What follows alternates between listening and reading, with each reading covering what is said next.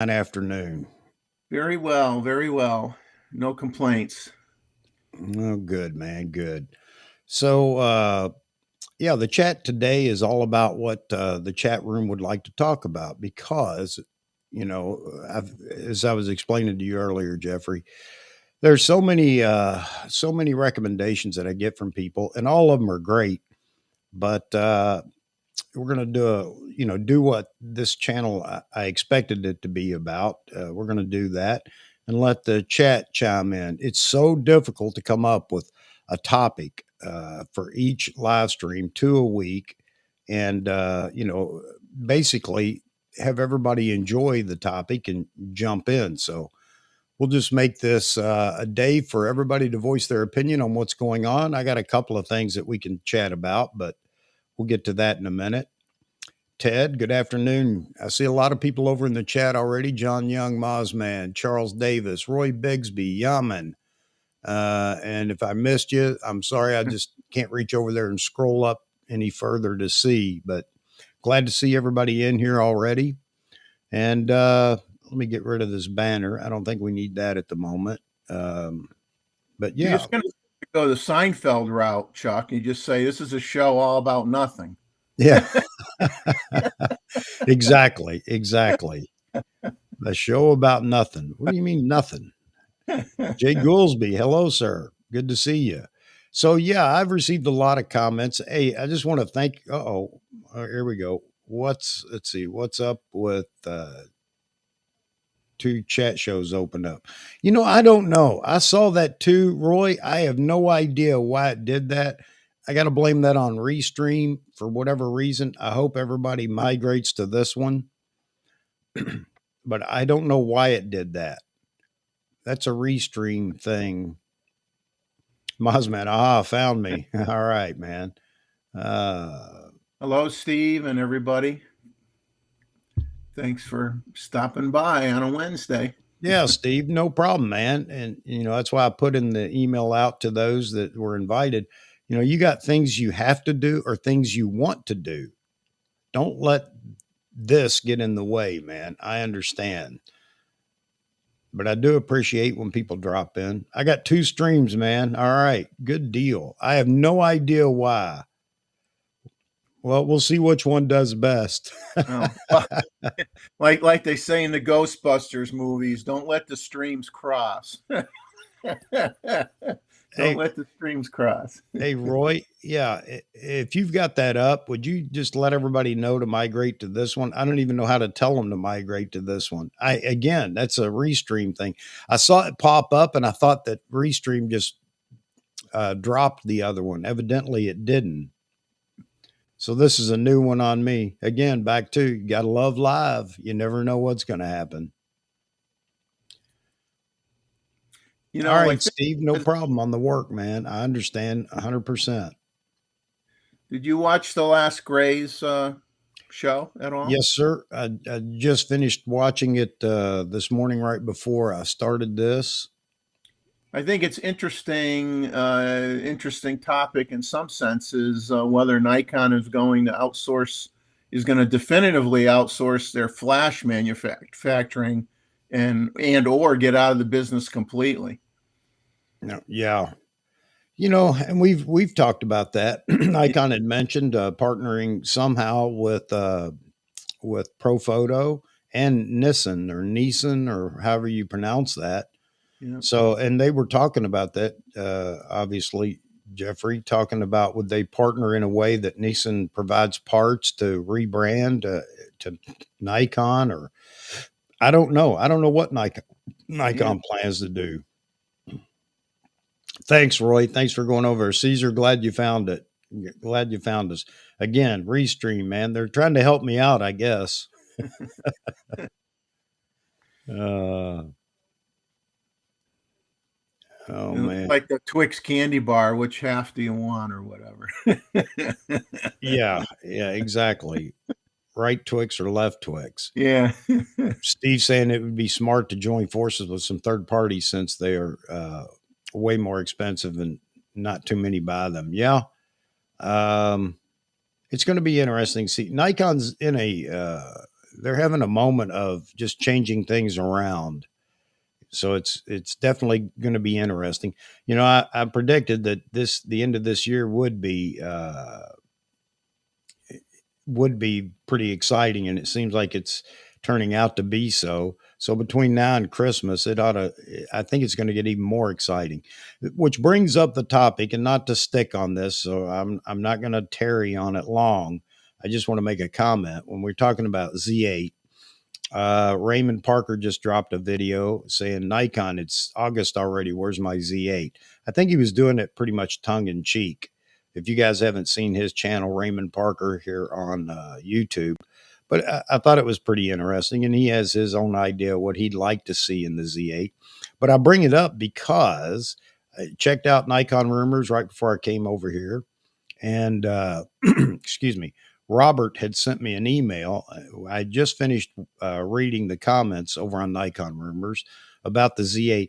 I think that it's become an obsession with Peter over there on Nikon Rumors. He doesn't like the fact that anybody's talking about this, and okay, I get it. There are no credible rumors out there. I get it. But that doesn't mean people can't talk about it, can't want it, can't wish for it, or anything else. I think he's just going a bit overboard on this protecting his domain of the rumor kingdom. I understand when he has a source that has information, he'll post it. I get that. But, he's out in the cold if Nikon decides to clamp down and not, you know, not let any leaks out or whatever. So anyway, my point is maybe he needs to back off a little bit. Let people wish. Let people have a good time. So my 10 cents worth. All right. Uh, Yeah, Yaman has a good comment here, and I think this Gray's discussed this. Do you think it's worth it to get a license to slap the Nikon name on a third-party lens rather than just simply opening the mount? And I think they need to do. Well, Gray's kind of said they should do both. yeah, exactly. That's what Becky and Com were talking about. Yeah, So, good point. I think that Nikon. I don't know. As Becky said, she doesn't think it would hurt Nikon at all if they license them out so that third party could start building lenses. I mean, we did that for how long? Nikon did that for how long with the F mount lens? So we got Sigma, Tamron, and everything else under the sun. I think it's time. Nikon's definitely got a lens lineup going.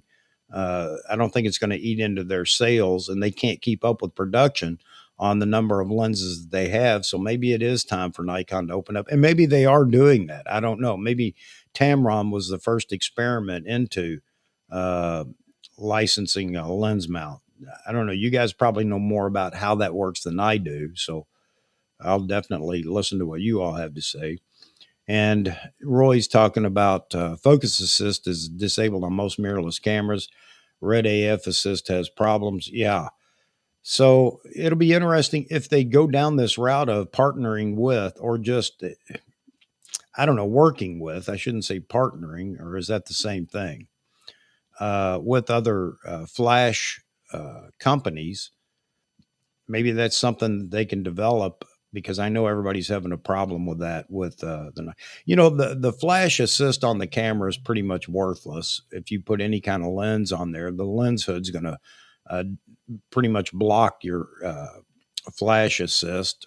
So I don't know. I don't know. Dog talking about it too. yeah. Well, I think they. I mean, because I think they just announced their due to parts issues or whatever, they're going to stop making the what is SB it 500. 500 for a while. But they need to come out with something that's modernized for the mirrorless cameras, and if they're not going to do it, then they should at least partner with somebody to say, like they do CF cards, and they say, oh, these are CF cards we recommend for use with our stuff, and they can say, here's some flash manufacturers that we recommend for our cameras. I mean, decide what you're going to do, Nikon, and just do it. Help me out here, Daw. What does that mean? Most mirrorless cameras disabled the AF assist? Do you mean the people using the cameras, or because I'm not following that? Well, Mozman. some don't even offer it. They don't even have it. Okay. I think Okay. that's more of, I don't know that they disable it. I mean, some just don't have it, period. Okay. Mozman says that maybe once the roadmap is fulfilled, they'll open up the mount. Well, they're getting pretty close to that, I guess, Mozman. Going way back to one of their discussions, their corporate discussions, where they talked about partnering with or working with others for licensing. Could that be what they're talking about? Maybe that's beginning to happen. I don't know. Hey, everybody. Mr. D Moots Photography. David, how are you this afternoon? Good. How are you guys doing? Doing well, man. Doing well. Oh, okay. Got it. Got it, man. Got it. All right. So, David, today is just a discussion about a discussion. This is the Seinfeld episode. It's all about nothing. All about Yeah. nothing. Yeah. All about nothing. There you go. Yeah. I'm looking at the comments here. The only problem with going down this path of just opening it up, random discussion about what's going on in the chat is we bounce around so much. So if I miss something, guys, you got to help me out here. I still think they can agree with third parties to release some of the lenses that don't compete with the current or future lenses on the roadmap and then fully open it later. Yeah, I agree. You guys jump in here with comments you have on what I pull up. I mean, I think they have to open it up though sooner on the DX lens market because they don't have much of anything. No, they sure don't. You can't promote you can't promote that segment if you don't have anything to offer. And as we talked before, how much of the resources do you want to have, pushed over to the APS-C side versus the full frame side? And I think they have to decide that. And it would probably be smart for them to really open it up for the APS-C cameras anyway, to get some stuff out there that people could buy. Yeah. I mean, it'll help them sell. It'll help them sell bodies. I mean, the only thing that's going to make people think twice is you don't make any lenses for it. Why should I buy your body? I mean, so if you open it up, people will buy your body. No, you're right. There are a lot of people out there that want to buy the cheaper third party lens rather than Nikon's. But maybe Nikon does want to get the first take on sales. Just as Mozman's saying here with the 85 1.2 and 2-600, those are sales. I doubt they want to lose to a competitor. Yeah, I agree with you, Mozman. I mean, those are high demand lenses that haven't even been officially announced yet. Yeah. So I agree with you. I think they could pick and choose what they'll let the other guys make. You know what I'm saying? Yeah. Hey, well, if they come out with a good crop body, something, they've got crop bodies already, but they're basically the same camera. Yeah. All different flavors. But if they come out with a good one, there you go. Somebody just had the same comment. Yeah. If they come out with a good DX camera, then you're going to see that DX lens lineup. Probably, it'll take off. But like I said, it's going to have to be 30 some megapixels or higher for me to be enticed to go to it. Otherwise, I might as well just crop my Z9. Yeah. Exactly. I mean, 4 versus 19 is not huge. I mean, it is better, but it's not huge. But when you get into the 30s, then that would make a difference. And the R7 did it, so I mean, know that it can be done because it's already being done. Yeah, I mean, that video I just posted today on my channel that you guys saw, that was shot with a D500. Back when I was shooting it, and that's only 20 megapixels. But if they come out with a good DX mirrorless, in the 30 range, that's going to be a game changer for me. I'll order it. Yeah, and hopefully that Nikon is going to produce this Pro Body DX camera. I believe they will.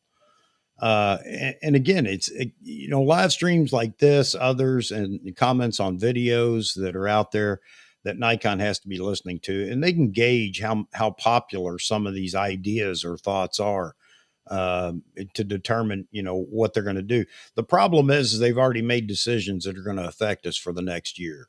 Oh If yeah, yeah, for if sure. they're watching now, or they've been watching for a couple of months, even with all the APS-C chatter going on, and how much people want that Pro Body DX camera.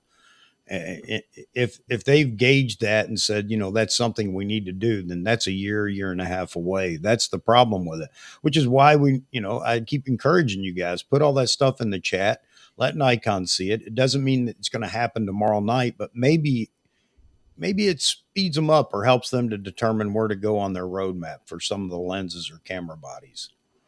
And I can't imagine Nikon doesn't have a Pro DX in the works already with Canon coming out with the R7. I'm sure Nikon's got something brewing. yeah, I agree with you.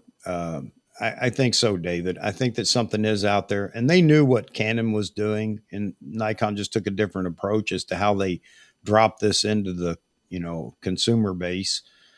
So I think so too. One of my fears, and you all can beat me up again because I'm selfish. I make that very clear. One of my fears is that's what we're going to see this year.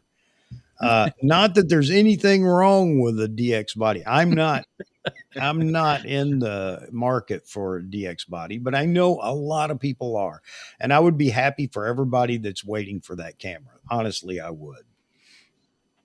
Well, like I said, if it's got the right specs, I'll be on it.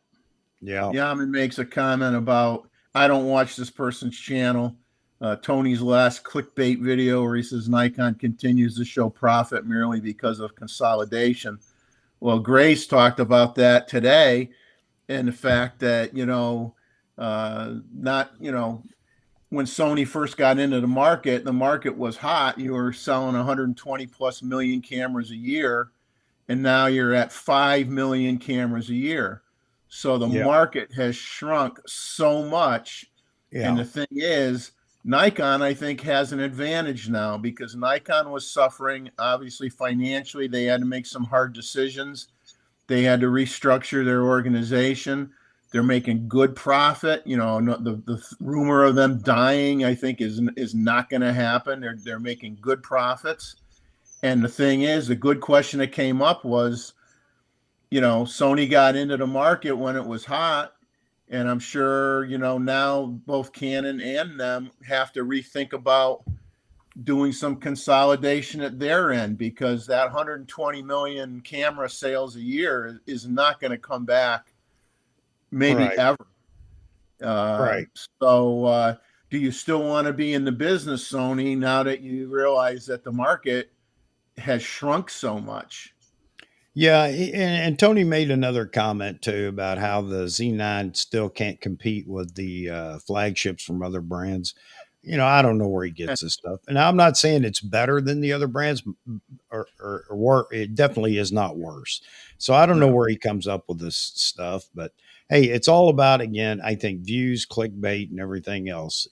So maybe that's just his shtick, and that's why he makes these. None of them are better than one or the other, really. Right. I mean, at this point, maybe him and the guy with the hair can go out to eat together. There's a comment in there from Mike Farwell.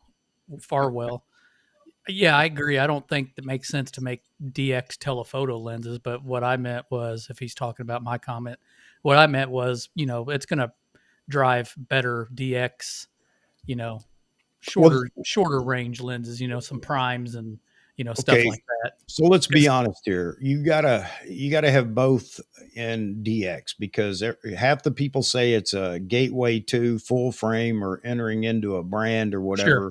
DX cameras. And of course, those people want lenses. They'll want lenses that you and I don't want.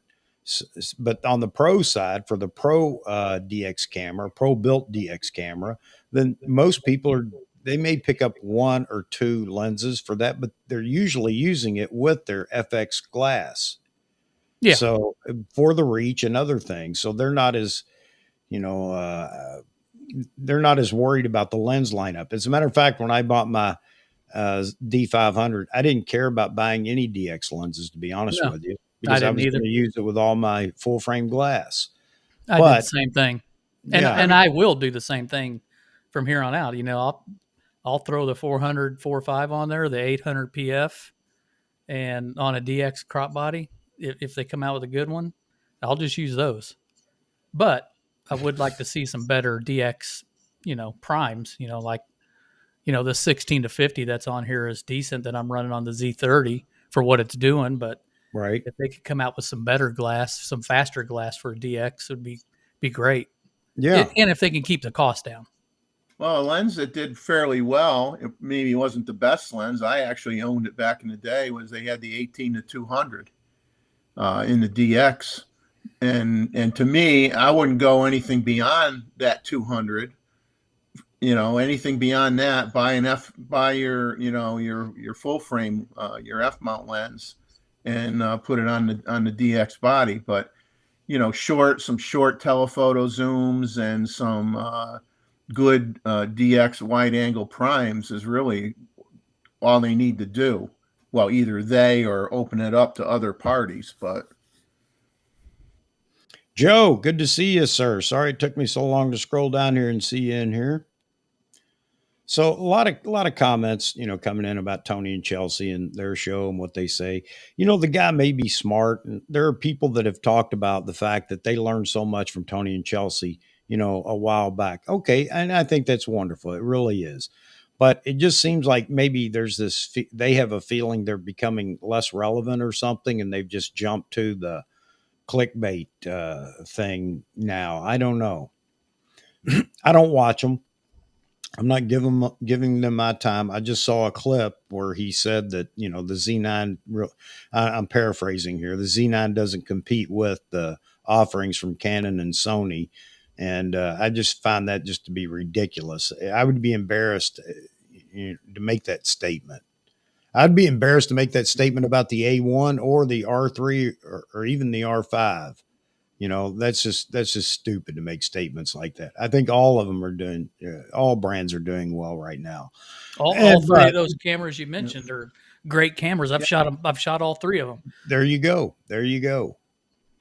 well, I think what's interesting is if you look at uh, the TNC and Fronos and people like that, when they first started out, their content was completely different. When they Yeah. when they weren't earning a living from doing their channel, the Yeah. content was completely different. It was let me show you how you can do this. Yeah. Let more of a teaching type of and learning type of channel. And then when they got big and they have to sustain the numbers because that's how they're making their living now, the topics get more controversial. It's all clickbaity type of stuff. And it's just amazing how, yeah, many people will say that their best work was when they were basically a nobody and they were starting out. And Yeah. then when they got well known, now they just have to use these Well, sensationalized everything yeah, to keep the exactly. numbers up.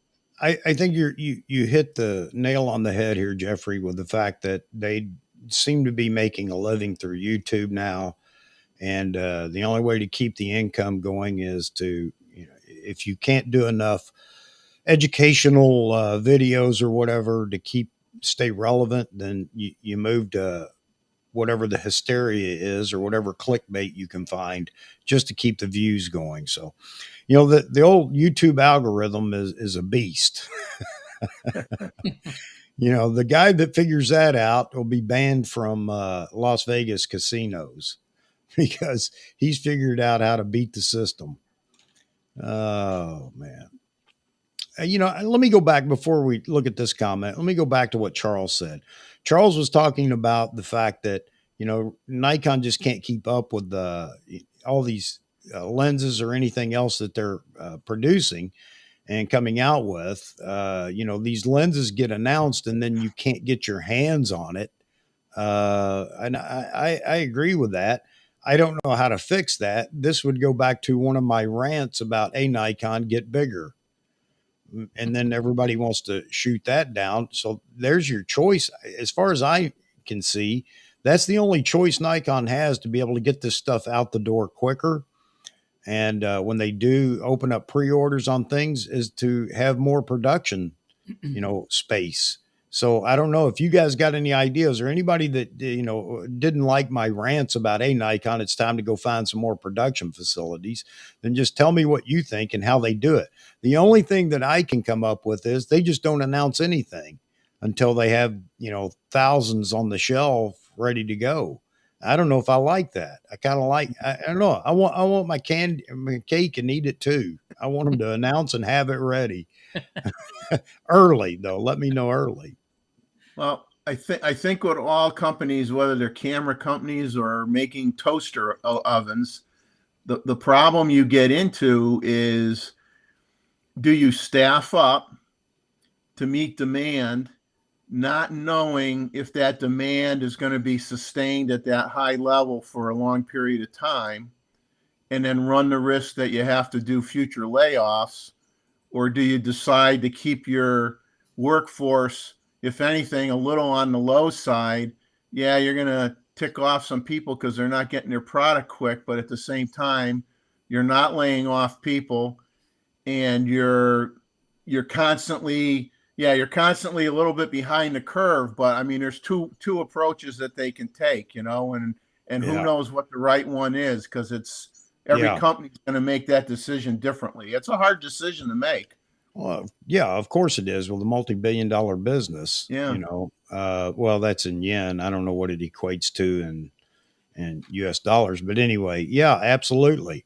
Ray talking about it must be frustrating to retailers that new cameras are being announced, yet they don't have them in stock the launch day. Yeah, it is, because it puts a lot of pressure on the retailers, because everybody wants to pick on the retailers. Like, it's your fault I'm not getting this. Well, it's not my fault. I don't have it to give to you, but people just get frustrated. I understand that.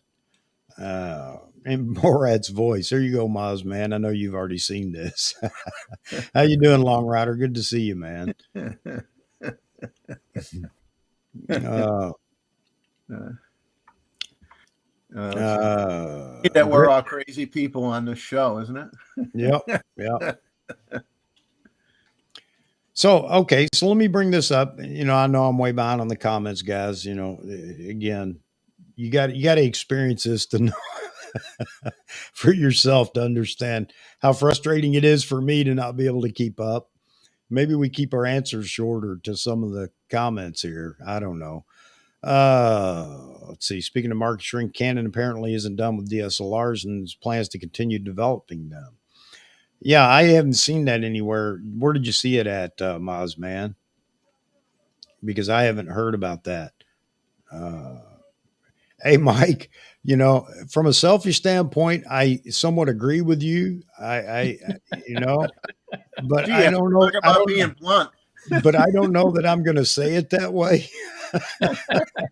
Chuck may think that, but he doesn't say that. Well, yeah, I don't know if I even think that. Again, I'm being selfish. I'll at least be honest and say it's just being selfish. Give me what I want first. There you go. That doesn't mean it's right. No, I'll admit that. All right. Jonathan Della Rosa saying, yeah, it's all about the views. Absolutely, Jonathan. I think that's why they have the clickbait titles and things like that. And the fact that they're going to get people that'll come over that wouldn't typically watch their show just to argue with them in the chat or in the comments, which is worthless to put a comment in. Yeah, his comment was, it's behind the competition, the Z9. There you go.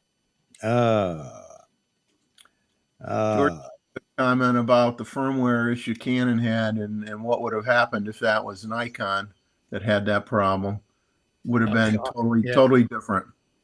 Yeah. So, yeah. And then we go back to, where's the fairness in the reviews or how they talk about a camera? And we can talk all day and say, well, they are fair because they bring this up. But I say it's not fair because they don't harp on other brands. It's as if it's not, I don't think it's as bad, guys. You tell me if it is, but I don't think it's as bad. 6 months to a year ago, They were all about doing everything. In my opinion, based on what I was hearing from them, it's almost as if they wanted to destroy Nikon. Why, I don't know. Why they were going down that route, but they haven't let up. I mean, well, they're not as bad as they used to be, but I think they still do it. And the comment from Tony is again verifying that they still want to hurt Nikon. Why? What did Nikon do to them? Somebody said Nikon forced Tony to buy a Z9 rather than give him one to play with. Maybe that's it. Greg says, "Where's my 800? Who's got my 800?" I like this. This is great, Jonathan. A theory they switch brands just so they can draw a new audience or whatever, have more to talk. Yeah, wouldn't surprise me. Yeah, more YouTube content. If YouTube is your occupation, yeah, I can see that. Well, like Steve Perry, he had Nikon and he bought the A1, and then he bought the Z9, and he explained it. He says, "Well, he writes a lot of books about cameras and how to get the most out of your camera and things like that. So if he wants to expand his audience and be able to write more books, then okay, I'm going to get the Sony A1. I'm going to learn it. I'm going to understand it. I'm going to give me another market where I can do some more training videos and write some more books and stuff like that. And then it gives them something else to another segment of the audience that he didn't have before. So I understand him doing what he did. But like you said, a lot of people just kind of like play more of a game with this acquiring the cameras, and it's all about clicks. It's a business expense for him, and he also takes people out, and everybody's shooting anything and everything, and it helps him know everything about all the brands. That way he can help people in the field. Yeah. Someone says, "Oh, how do you do this on a Sony?" He doesn't say, "Sony, what's a Sony? I don't shoot Sony. Sorry." He's mentioned that himself. That's why he has it. I like Steve, and I listen to what he has to say because I just see him being very credible in what he's talking about. So I can trust his reviews or whatever. He's not a showman. He's not out there to do that kind of thing. But now look, everybody that's on YouTube, myself included, everybody likes, they like accolades and things like that.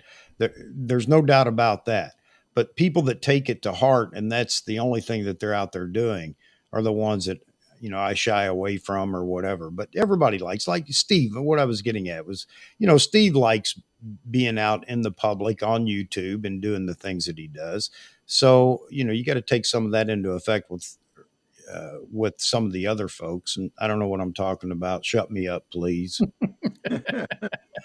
This comment, that comment you had there about the medium format. Yeah. I've seen a video that I can't remember who talked about that. I think it might have been, it was Matt Irwin. Matt Irwin's been on it for a while. Yeah, that's who it was. I don't know. I haven't heard any specifics. Con wants a high megapixel. He'd love to have a medium format Nikon. Yeah. But they're doing mostly, Con anyway. I think I get the impression he does mostly studio work anyway, primarily. Yeah, absolutely. And that's, and when we go down that path, again, it goes back to like the DX camera and so on and so forth. I don't want, if people want something, I'm not here to tell them, no, you don't. That's just an absurd, answer to them saying they want something. You want 100 megapixel? I hope you get it. Okay. There you go. And I don't have a problem with that. And I'm not going to try to educate them. One, I couldn't, but even if I could, I'm not going to try to educate them on, at what cost, that would be having 100 megapixel and a 35 millimeter sensor. And everybody has their opinion as to how bad or good it would be or whatever. But, you want 100 megapixel, I hope you get it. I'm not going to try to talk you out of it. There's a comment there. It says, this may be unpopular, but he has a little bit of buyer's remorse with the 800 PF. Send me an email, Martin. Let's talk. There you go. There you go. So Discover Nature now wants to know the difference in autofocus motors and the big primes. As far as I know, the 400 TC is the only one right now that has that new uh, uh, focusing system in the lens. Is that correct? I I believe think so. so. I, Yeah. I, I believe so. It's the only one that gets the warning label on it. Yeah. Yeah. Don't This shoot may it with a cause a heart pacemaker. attack if you use it for more than 10 minutes. Yeah. And I don't know the difference between Sony's, and Nikon's Silky Swift or whatever they call it. Yeah. I I would guess that they're similar type technology. I'm not sure.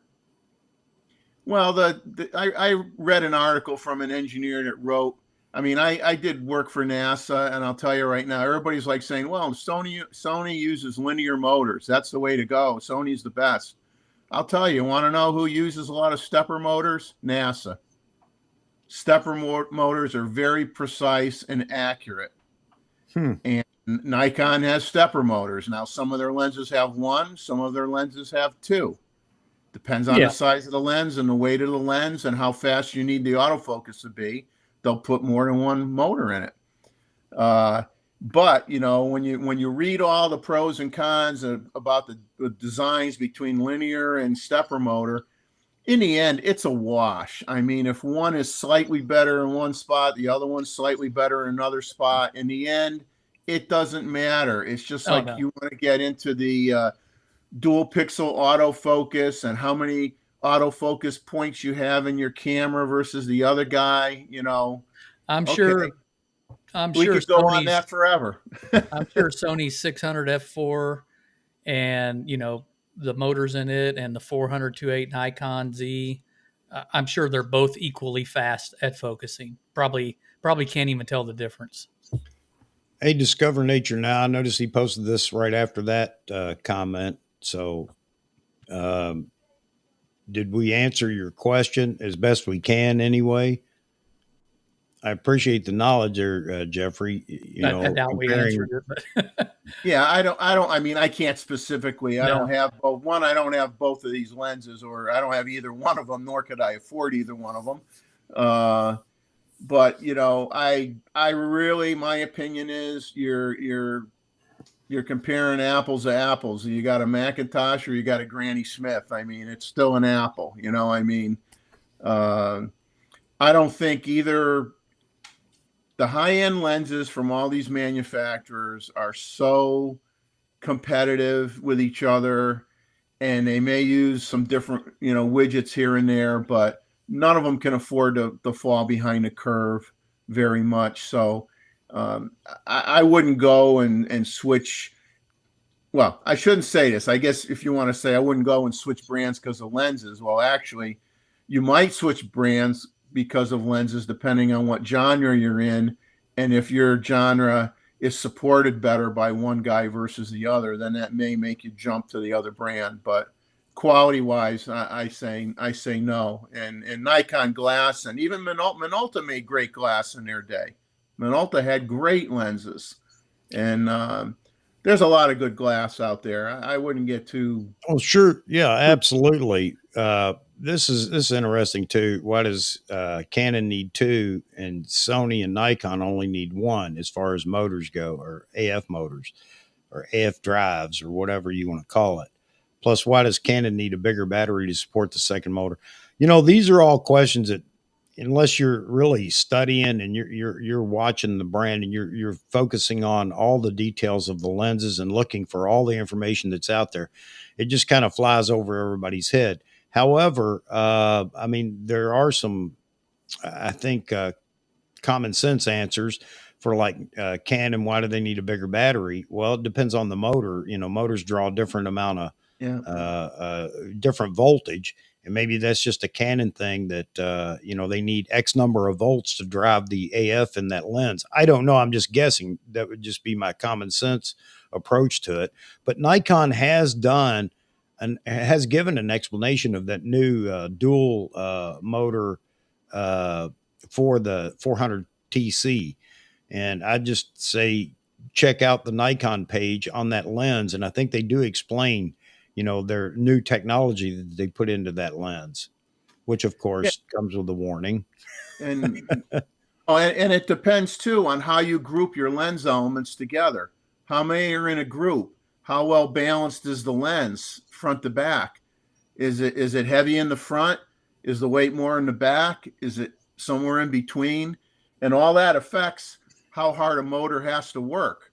So a lot of it depends on how you group your lenses and how heavy the lens groups are and where you put them where you put them on the rails or whatever inside the lens. So there's so many factors. The only way you could answer it is I'd have to have the schematics and the blueprints in front of me, and then I can analyze it for you. And no one's going to give me that. So,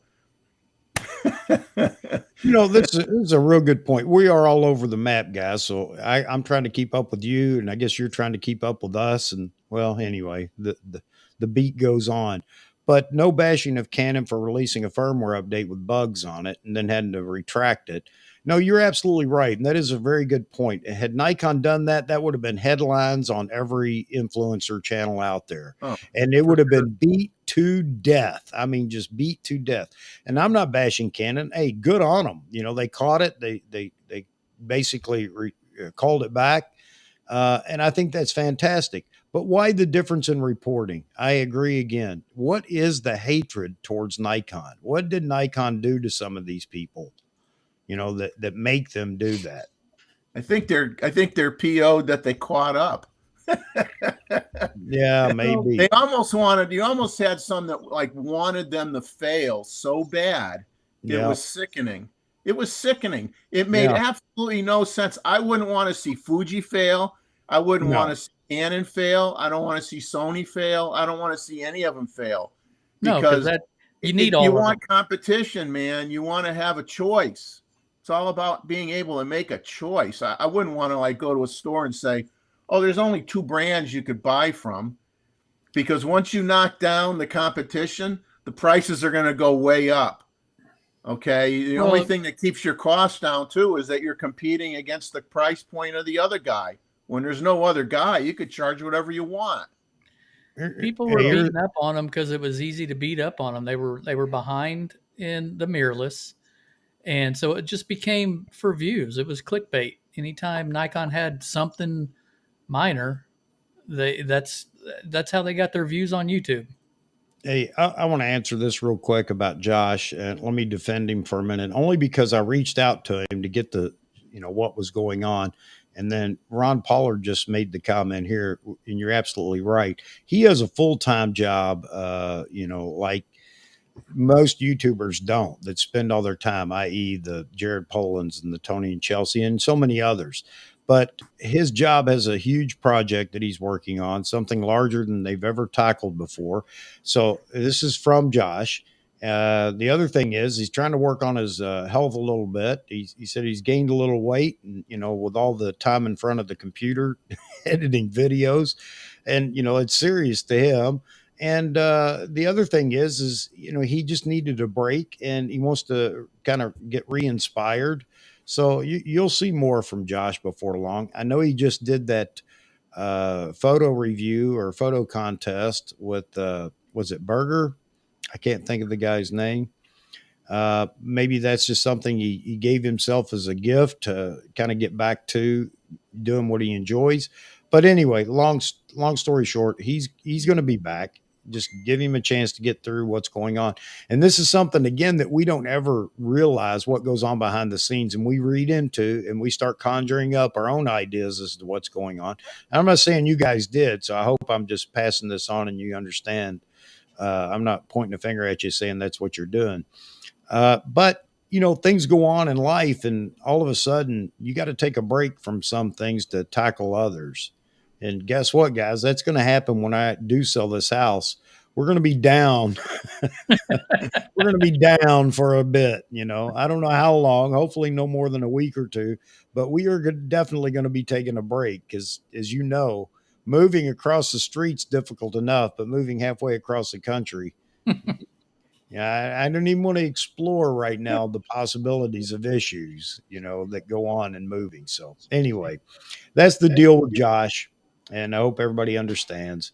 I hope you would do the same for me or for anybody else out there. When they have to take a break, they just have to. Yeah, Uh, I doubt Josh regrets switching. He even said he did it because there just wasn't anything available that he could get his hands on with Nikon and the Z9. Um, yeah, and he's pretty close with Mark Smith, I believe. Yeah. And I'm sure that had a little bit of influence on his decision too. yeah. Because I doubt he's unhappy because that Well, A1 and that lens you can produce some awesome stuff. I mean, hey, just look at Mark Smith stuff. would we treat somebody that left Canon or left Nikon and came to, or left Canon, left Sony and came to Nikon? Would we badger them about their decision? I don't badger anybody on what they shoot. But I'm, No, It doesn't matter to me. but do you see what I'm saying? I It, was I was it, on my way out of Nikon before the Z9 came out. I had an A1 in my hand and an R5, and I was on the verge of making a decision. Took a trip to the Tetons with them, and about the time I got back, they made the Z9 announcement, and I said, "Well, I'll just hold off," because I was already heavily invested in Nikon glass. That's tough to switch when you have all those lenses. Yep, absolutely. I just wonder. I hope everybody took that comment and thought about it for a minute, though. Would we badger somebody for coming to Nikon? Well, that's stupid. What's wrong with Sony? Why are you coming over here? Or what's wrong with Canon? So my point is, stop and think sometimes. With when we want to badger somebody for leaving Nikon, I get it. There are many reasons why somebody may leave a brand, and it's not up to me to say whether they should or shouldn't. However, if they want to badmouth the brand they just left, I don't agree with that. You know, if you want to just talk about some relevant points as to why you feel about some brand over another and you want to change, that's fine. But Yeah. anybody that leaves one brand, goes to another, and then bashes the brand they left, then that's a problem. And I don't think that Josh did that at all. And I'm no, not still no, defending him. All no. He right. he had nothing but good things to say about the Z9 and all Yeah. the handful of interviews he did with different people after the fact. Even though I forget who it was, but one guy boy really just wanted him to bash the Z9, and he Yeah. didn't do it. Yep. And Yep. I say shame on that person. I can't That think was of in the his interview. Wasn't that another interview with Bird interview. Yeah, Burger? Charles is talking about, had an interview with Josh. Yeah, I agree. And Josh did a real good job of, holding himself back and saying, I'm not going to participate in this. I'm not going to play this game. So good yeah, on him. Hey, Yeah. yeah. the Z7, who else heard, or who else, or is anybody heard the Z7 is being discontinued? I haven't heard anything, but It's one comment on Nikon rumors, and what gives it some credibility is the fact that Peter goes, I'm on it. That's the next post. Well, specifically just the Z7 and not the Z7 II, or That's just all that's in the comment. Robert Wagner sent me an email talking about it, and I had just seen it over in Nikon rumors. So yeah, I thought it was odd too. The guy said, "Hey, I just heard Nikon Z7 is being discontinued. Heard it being discontinued in Japan." And Peter jumped right on that with, I guess he doesn't want anybody leaking anything. He might have a story on. Sorry, Peter, man. You just seem to be a bit anxious here over the Z8 thing. But anyway, he well, said it's yes. still for sale. So right now, well, Yep. I agree with what Jeff and Wesley just put up, because I was going to say, especially if they come out, if they were, I'm not saying they are. I am not. I don't have my little 8 ball there to shake and get an answer. But if they came out with a Z6 III and a Z7 III, I certainly wouldn't be shocked if they stopped making the base unit. How many variations can they support if they were to do that? So, you know, who knows? Maybe that means they're going to come out with a Z7 III. I don't know, but Well, yeah, I mean, it opens up the how many conspiracy. basically nuance of the same model can you make? Eventually, That opens up the conspiracy theory hat, though, man. People can go to town with that. You know, they're shutting the production down so they can retool for the Z8 or the Z7 III or whatever. Yeah. But it is interesting. And yeah, camera bodies, older bodies are going to be, if Nikon's in this saving business now, then obviously they're not going to carry on older bodies forever, like they did for so long with the F mount. Yeah. Or so, Well, I'm you sure know, the Z7 and Z6 are, they're not. I'm sure they're not discontinued yet. I mean, you can still order them, but oh yeah. it's the writing's on the wall eventually here. I mean, well, time will tell this year on what gets released, if anything, or announced. I think within worst case, I would think within 6 months there'll be a pretty clear idea of what's going on with yeah. with the Z6 and the Z7. So Whether I they're don't think Nikon, if Nikon's done that, I don't think that, if we're just hearing about it, it's kind of like this big news about Beetlejuice going supernova. It's going to go supernova any minute. No, if you think you're going to see it any minute, it went supernova a while ago. Okay. So same thing applied to Nikon. If you're hearing about it, it's something that may have already happened even. So it may have opened up production space for another camera body or whatever. So we'll see what happens. But I thought it was interesting that Peter chimed in on that comment real quick to say there's another article coming about that. Maybe it's an article saying that it's false and he's, nobody should listen to anybody else but him or something along that line or whatever.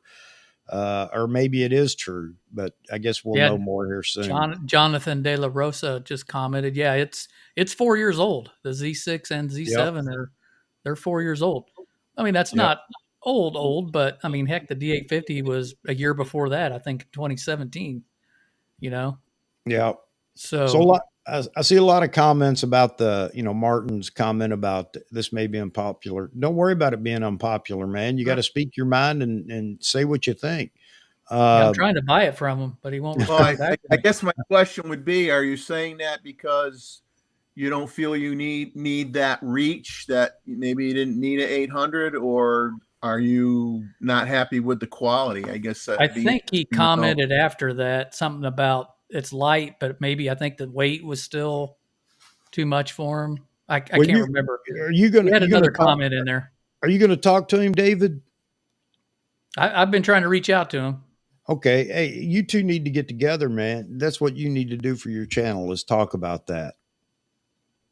Find out what's going on with it and whatever. I think it'd be great. I'd love to see you do a video on that, even if it's, a short video. Yeah. Now I could do that myself, but I don't do videos. I do live streams. Yeah, I'm not trying to pass you off here. But anyway, I think it would be good. To answer J Rod's question, James's question, I've never had a Nikon lens fail. Now, Mike Farwell, calling Mike Farwell. I think that's one of his issues with one of his old lenses, the 300. I think Nikon's had the same issue with focusing motor, and Yeah. mine's making noise now too, my 400. So I had a as time I had goes a on, you do have yeah, issues with the focusing motors. you will. I had a 200 to 400 f4 lens that the focusing motors were squealing like crazy. And I sent it in and they, Nikon cleaned them up or did whatever they did. I don't even remember now, but they fixed it. But yeah, it'll happen. They get old enough, those focusing motors will start making Now, some noise. here's the problem you run into: the older the lens, the less likely they're going to be. There are no Yeah. more parts Yeah. available for because they quit production of parts and everything else, and that's the problem that Nikon ran into with his lens. I Yeah. think Mike had the same thing, so I'm sure he's going to jump in here and say something about it. Yeah. I believe So my if you 200 think to your lens, 400 was that. if you have an old telephoto lens, then you need to start thinking about replacement of the motors if it's still available to do. before it happens, because you're going to hit a point where you can't even get the parts anymore. So everybody's running around trying to cannibalize other lenses that maybe have Hmm. another issue, but the motor's still good. Yeah. So There you what's go. the There's the Steve curious? Land. What's the symptoms that people have when their motor fails? Is it squealing and grinding, Yeah, or mine was just, yeah, you just start noticing a high squeal, kind of like a high pitched squeak. And, after a while, the more I shot it, the more I went from, close focus to infinity, it would kind of, probably what it was doing was warming up the grease, and they would kind of quit squealing for a while. But then as soon as it sat, it would squeal on me again. So, yeah, I think Steve Land just kind of made that comment too. The grease dries up and needs to be clean and reapplied. That's usually what happens. I like that, Charles. Took a lens apart. I quickly learned I'm not interested how the soup is made as long as it tastes good. It's great. Yeah. Let's see. Motors driving the AF lens. Let's see. That's the Driving only the thing AF I've had only go really wrong matters. with a lens. Okay. Yeah, I don't know that anything else. You couldn't have a problem with anything else other than maybe. Contacts, Yeah. if the contacts get burgered up or something. As far as the mechanical side goes, Yeah. yeah. yeah? I mean, I had to get my mount replaced on my D850. I was having intermittent connection problems, so they. I've heard of switches on the side of the lenses. Sometimes, the connection going bad, but very rare that I've come across or heard of. There you go, from Joe talking about his 600 f4, which version he had, and Nikon saying it's too old. Yeah, they hit a point where they quit making replacement parts for, I guess, lenses, cameras, and everything else. If it's been, well, 600 wasn't discontinued, but obviously older versions may have been discontinued Yeah, after the new the ones version come out. 1 for sure. So I don't know how many repair parts they make. I don't even know how they figured that out, how they decide, how many repair parts they make for a certain lens before it's discontinued. Well, I'm sure they have, they're going to quit at some point because they want to push you to the next version of the lens or something. They don't want to keep repairing your old stuff. They want you to upgrade. All right, guys, everybody get mad at me. I'm getting ready to jump to the bottom and see what the new comments say. I'm way too far behind. If I missed your comment, just state it again once I flip to the bottom here. Sorry about that. I don't want anybody yelling at me. I can't keep up with you guys. I'm trying. All right, here we go. All the way to the bottom. Wow. That was a bunch of comments. I am so sorry for that, but trying to catch up here. It's electronics. It's Steve Land's photo or comment. Again, you were talking about any of it can go bad or act up, just like computers, phones, etc. We just complain more when it's cameras. Yeah, it's true. It's so true. Absolutely. Ronald's offering here, maybe in response to a comment above, Peachtree Camera Repair, camera service company. Yeah, you know what? That would be a nice list to have, is all the camera. Nikon kind of cut the strings on a lot of those independent companies out there, or shops doing repair, lens repair, camera repair, when they took away, and this has been a while back, they took away all the repair parts from those dealers. Now, somebody's probably going to chime in and say, maybe it was from unauthorized repair facilities. I don't know. Yeah. Well, that's what I'm wondering. Are these two that Ron is mentioning, are they Nikon authorized service centers, or are they just independent? Yeah. Because I think a lot of the Nikon authorized ones, like you said, kind of went away. Well, they may have an inventory of bodies that they can cannibalize on and make repairs to certain customers, camera or lens, depending on what's wrong with it. And there's Mike Farwell, as I mentioned a few seconds ago. I know he was trying to get his 300 repaired. It'd be worth a call, Mike, wouldn't it? All they can say is no. Peachtree's website says they are certified service center for Nikon. There you go. Actually, for looks like every manufacturer. This is kind of like the restoration community for cars. things have been out of production forever, but you can always find somebody that for whatever reason held on to a new old stock part like a door lock or Sure. whatever. And so there's always somebody out there. The problem is being in a network that's broad enough to be able to find it. So I'll bet you there are motors that are still available for a lot of these lenses that have been unavailable from Nikon for years. Somebody's got one. Somebody bought one and put it on a shelf. Southern California Dean's Camera Repair. There in the electronics industry, there are companies that make millions and millions of dollars by buying inventory from companies that are going to stop making something, and they buy up all the remaining inventory. Yep. And then they can jack the prices up because if somebody wants that widget fixed, they're the only ones in game in town that has the part. And they make a lot of money off of that. They buy it. That happened in car restoration. People bought out dealerships that went under and had all the, in the 70s and 80s and have all that part stock that they never got rid of. And you're right. They make a fortune because you ain't getting it anywhere else. Yep.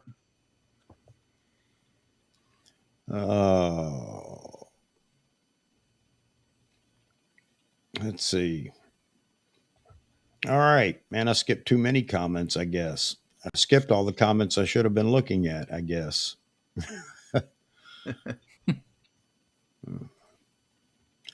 All right. Joe Stroud talking about his Hasselblad. I had my Hasselblad. I realized I need to get rid of it. My wife still looks at me cross for spending that much money. Hey, Joe, I can relate to that for cameras as well as car parts. I restored a 70 Dodge Challenger. And my wife is thinking I'm crazy. I paid some ridiculous prices for some new old stock parts. My wife said, "How old is that?" And there's no guarantee it works. There is no sending it back, baby. Once I buy it, it's mine. Oh man. Let's see. You could still assemble a brand new DMC. Yeah. Parts for the DeLorean were still available. Now there's a lot of repops out there for a lot of old cars. That's a good point. Is anybody ever heard of? Now I know everybody's going to say, well, I would never use or whatever. But then again, if you've got a 300 millimeter lens that you love and China started building drive motors for that lens, would you still be opposed to it? I mean, is there anybody out there that's making parts for lenses or cameras that we know of? Now we're going to see that next from China. Stepper motors for lenses that are 40 years old, 30 years old or whatever. G-Rod James. No, I don't have my Z30 yet. They're hard to come by, man. Yeah, they're flying off. I'm using it right now. Yeah. It does seem to be doing well though, I guess, because as long as you don't try to record while you're streaming, you're fine. Well, yeah, at least over 20 minutes or so. It actually went 1 hour that night before it did that. There you go. Well, that's not bad at all. No, really, for streaming and recording at the same time. Yeah. You know what? It's great. It makes a great camera for doing this right here. I don't have to. It just stays mounted. I don't touch it. It's just there, ready to go. Yep. That's exactly, if I got one, that's exactly what I would want it for. But right now I don't have another use for the Z6. I have the Z6 too, so I just leave it up there. But if I want to do that, I mean, if I want to use my Z6, then I am definitely considering, a Z30 for something like that. And if I can get it used, B&H just had a sale or sold some used Z30s for whatever reason. People got it and they weren't happy with it or whatever. And that'd be a good deal because who was it? Robert, was it you? I can't remember that got Robert brought it up, and I went on the site and I looked at it. Unfortunately, if they were selling Well, he averaged it out and said the body was like $300. Once he factored in what the lenses would have sold for new. Right. But you Yeah. had to buy it with the lenses. I mean, if they were selling a body only for $300, I would have bought it in 2 seconds. No, you're absolutely right. I just didn't need to buy the lenses. But he got the same kit that basically that David's using right now for $539 or $49. David, That's a deal. yeah, that's a deal. It doesn't mean you're going to find deals like that all the time, but it's worth looking at or checking from time to time because that was quite a deal. Yeah, I mean, I would buy the body just to set it like you guys are saying, just to set it up in a room in my house when I want to do a video of me in front of the camera talking versus doing it in front of my computer. Yeah. Well, what camera are you using right now? I'm just using the camera on my Mac Studio. That's got a great camera on it. Yeah, they improved the camera, so I don't need it for this. But I mean, if I was recording, like one thing I found, like how they have in the Mac, you have that. What the heck's the name of the app? Let me look it up. Photo booth. Yeah. Well, I was doing a pretty lengthy recording, and then I want to play it back, and there was no file. I mean, I had it happen a couple times. It probably has like a time limit. If you go over the time limit, it just crashes. So I had to set up my Z9 on some of the videos I did recently, and set up my Z9 on a tripod and record some of my content from there. But the Z30 for me would be pretty handy right now for doing stuff in the house for video content. Yeah. I got it strictly because I didn't have anything else. I didn't have my Z7 II anymore. Otherwise, I would have just stuck it up there. And, the little Logitech webcam I had, that thing sucked. So that's the only reason why I got it. Joe, it's hard to part with some of the things we have, isn't it? I know that feeling. Cameras are just one of the things that it's hard for me to part with, which is why my wife says I'm a hoarder sometimes.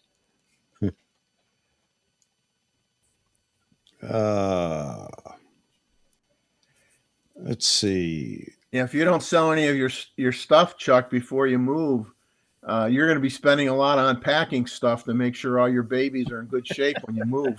Yeah, I keep all my boxes for everything. I've got a half dozen Pelican cases that I'm going to use.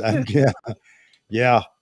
There are some things that will go into Pelican cases, and other things just go into their normal packing they came with. I mean, that's all stuff I'm sure that is going to come by car in your car. Not, I had stuff lost from the moving company when we moved. The last time we moved, there was about 4 boxes that never made it here because they had my stuff and one other party's stuff, and they must have got four of my 4 boxes from me. And so Roy says he's keeping his money, put it in your car. Yeah. Oh yeah, absolutely. There are certain things that get hand carried basically to the new location. They don't go in with all the other stuff. And a lot of my photography gear, of course, fits that. So, yep.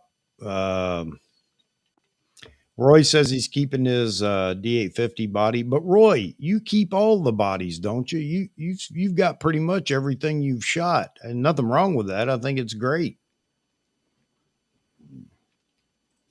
Let's see. Waiting for the ZF.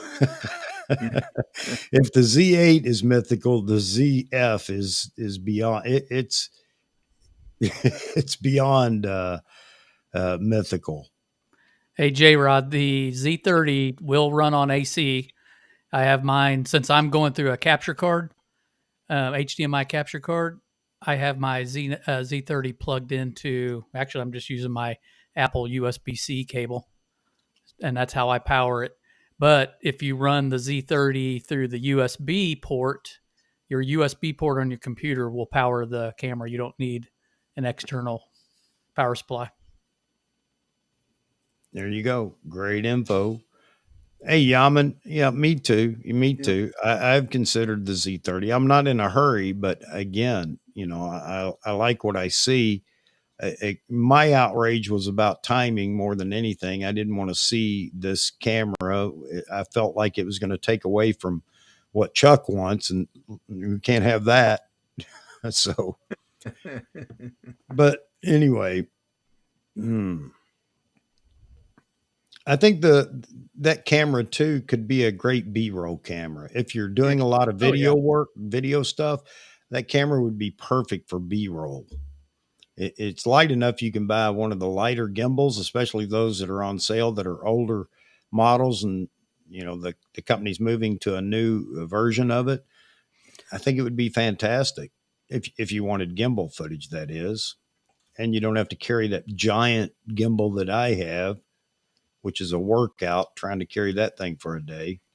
I should do a video on that. I haven't taken the Z30 out in the field for that because I use my GoPro for most of that stuff. I should do a video comparing the GoPro 10 and the Z30.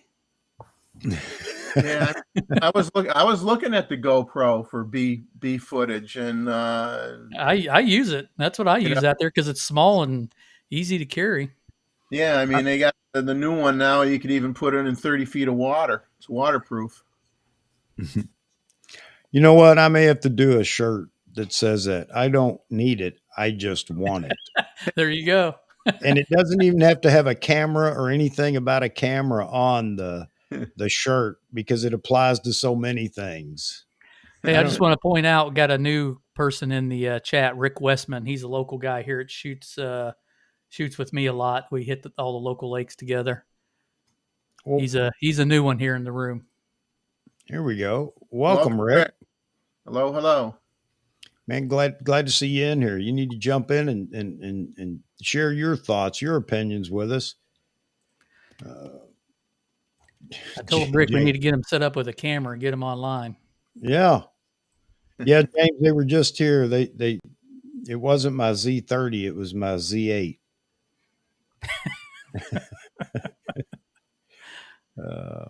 Everybody welcoming Rick. Good. There you go. Here we go. Now, this is what the chat is all about right here. Guys, take a minute and just check out what Mike said. Just got off the phone with Shannon at Peachtree. She was very honest and upfront. Basically, she said she feels my 300 cannot be repaired as for no parts to be had. But that would never have happened without this chat over here and everybody that's in the chat. And I'd like to think that a lot of things like this go on behind the scenes that we never even notice. So good on you guys. That's one of the things of being part of a community. Maybe there's somebody that can offer help. I think it's great. And James says, make a coffee cup out of that 300. I bought one of those Nikon looking coffee cups. It looks like a Nikon lens. They call it a Nikan, I think is what they call it. No pun intended. I think they call it a Nikan.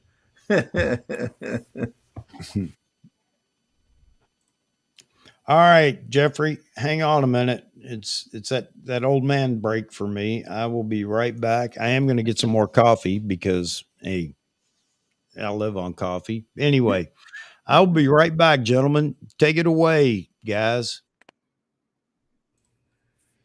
All right, what do we got here on the chat?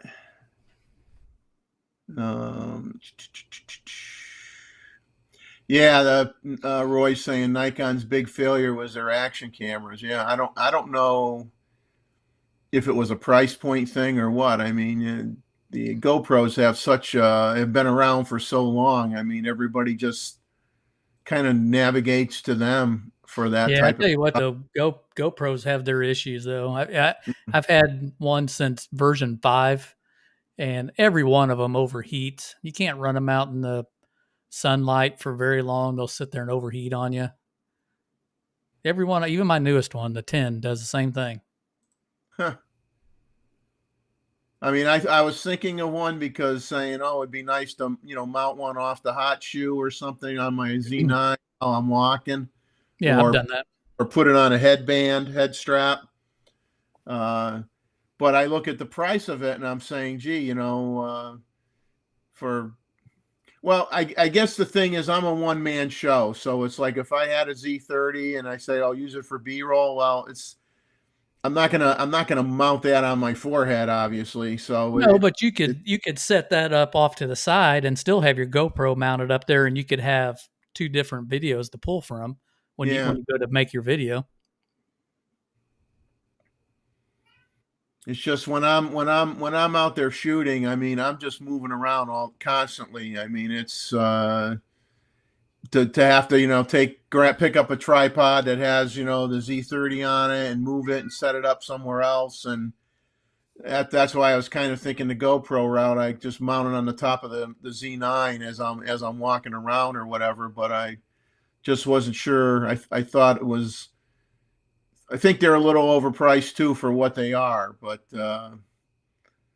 struggling with that. I'm not sure what I'm going to do. But like for in the house though, I mean, definitely the Z30 would be nice to have if I'm doing a I've used my phone too for how-to some of my video videos. or Yeah, I've used my iPhone for some of my videos because I've left my GoPro at home, and I've just pulled out the iPhone and slapped it in 4K, and it works great as well.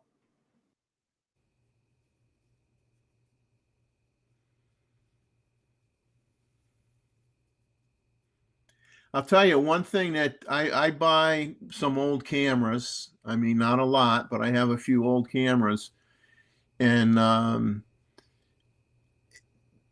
one of the things that fails the most is people will advertise a camera and they'll say, "Oh, it's fully functioning. It works perfect. All this stuff." And as soon as I say, "Okay, does it work if you shoot it at 1 second?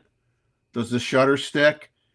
Anything that you buy that's 50s, 60s era, 8 out of 10 are going to have sticky shutters at slow shutter speeds because they just, somebody used them for 10 years or whatever when they originally bought the camera, and then it just sat in a box for the next 20 or 30 years, and the oils and the lubricants in there, they just gel up and things get stuck. Yeah. You have to send it out and have it, I mean, you could do a few nifty tricks to maybe get something working again. I'm not going to get into that. Sometimes it works and sometimes it doesn't, but you got to think about that. Even if you have a lot of newer gear, like, well, I'm keeping my D850, but I still take it out of the bag and I use it once in a while because just to keep all that lubrication from getting stiff. Same thing with your lenses. If you've got old F-mount lenses and you go, "Oh, I haven't used those lenses in a while," you got to put, even if you're just around the house and you just delete every file, whatever, just put those lenses on your body, shoot off a couple hundred frames. Well, you don't even have to shoot. You just need got to to adjust the aperture. You got the focus back and forth. Yeah. You have to use them. Otherwise, everything you own that you think is good and worth keeping 10 years from now isn't going to work. That's what happened to my old 200 to 400. Just sat so long.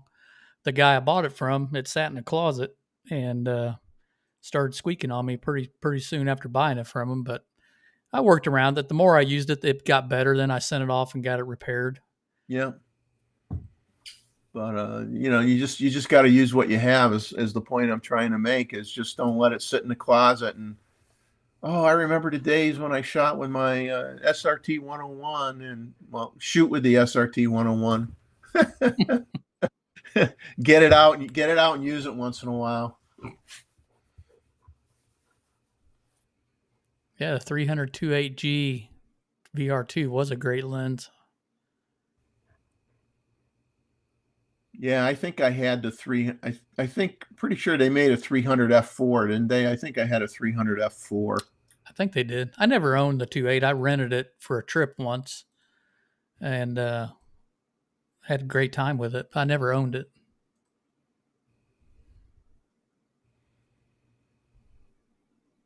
Yeah, I wonder. Everybody's wondering when that 2 to 600 is going to come out. I mean, I really. Yep, that's going to be a hot. They should have came out with that before they came out with the 400. My opinion. The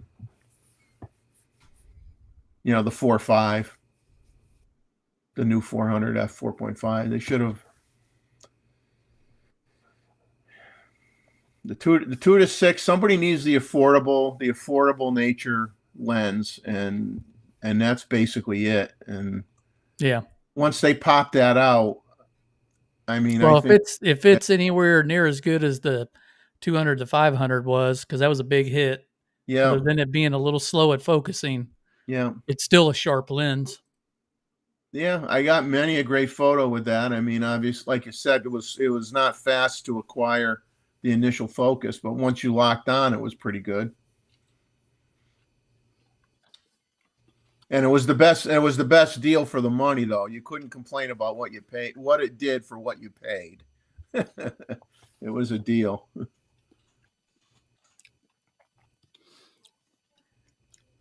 Back to telephoto. A lot of telephoto talk there. I get it. Okay. Well, let me talk real quick about my experience with my 1 to 400 again. I took it out with the TC 2 or 2.0X, and I was impressed and not impressed. Yeah. Again, it is a fantastic lens. Without a TC, it is as sharp, crisp. Focusing is fantastic. However, and I was shooting it on the Z9. However, when you put that 2X on it, autofocus is not as snappy. It's good. Don't get me wrong. And these are my observations. But I got to take a few photos, and I've bounced back and forth between F11 at the long end, 800 millimeter with a 2X on there, and F14. When you stop it down to F14, it changes what you get, the optical quality, and what you get out of that combination. It was sharper, wasn't it? Yeah, much. Yeah. I pretty much had the same experience when I did that. It's really strange. You think that the difference between F11 and F14 wouldn't make a difference. Well, as everybody knows, it definitely makes a difference when you're talking about focusing at F14. Now, this is in good light, but I'm still shooting at a high ISO because I keep the shutter speed. I think I had it up at around 1250, shooting some small birds in the backyard. And that's what you see on the screen behind me there. Shot some bees as well. I posted one of those over a Nikon amateur group and one on my Instagram page.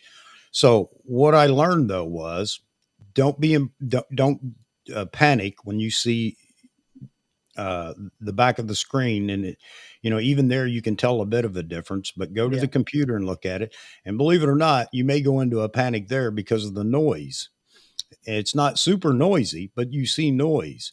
But however, I ran the photos through Topaz denoise first, and then used the Nick collection output sharpener, and you got to tailor it. I mean, you need to be careful because you can go crazy real quick with that. But dropping the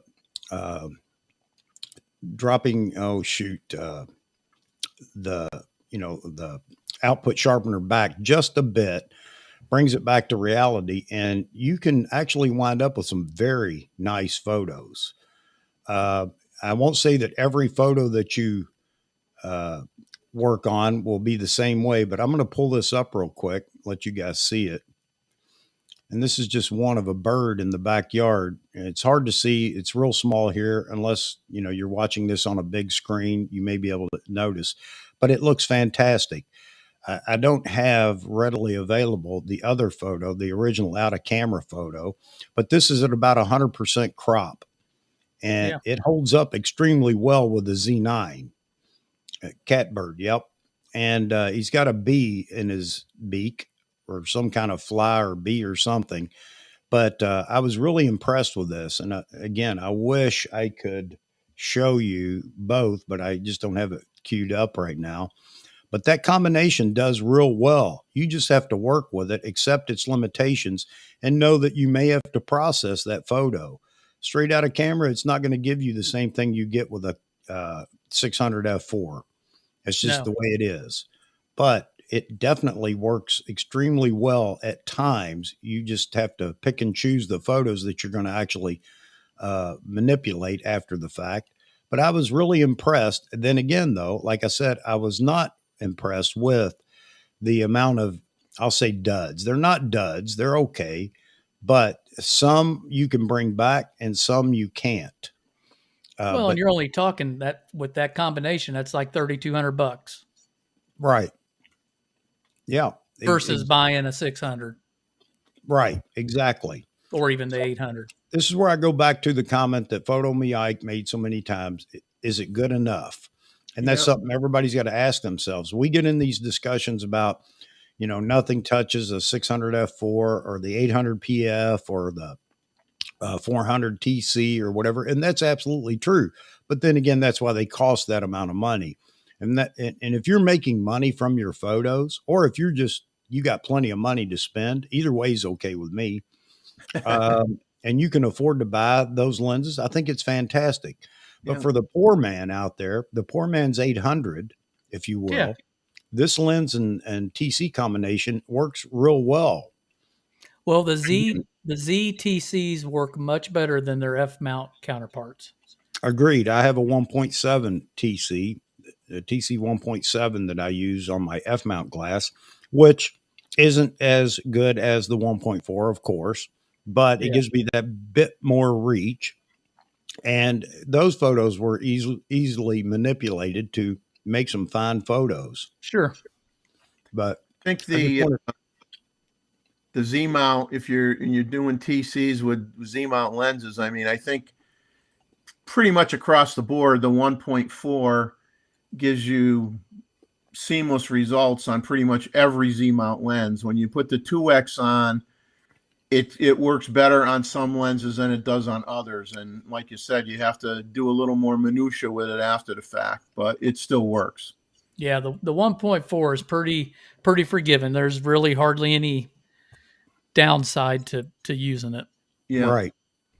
But, and we go through this every time we go through TC discussions. Nobody likes the 2X.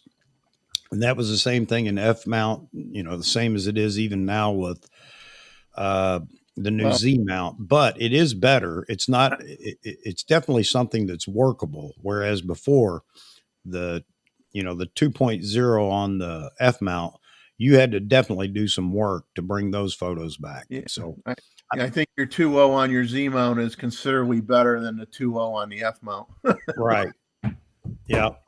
I just wanted to throw it out there. Again, it's good enough for me, and maybe it's good enough for you if you wanted to go down that road. But I think it's fine for somebody that's not going to invest multiple thousands of dollars in a telephoto lens.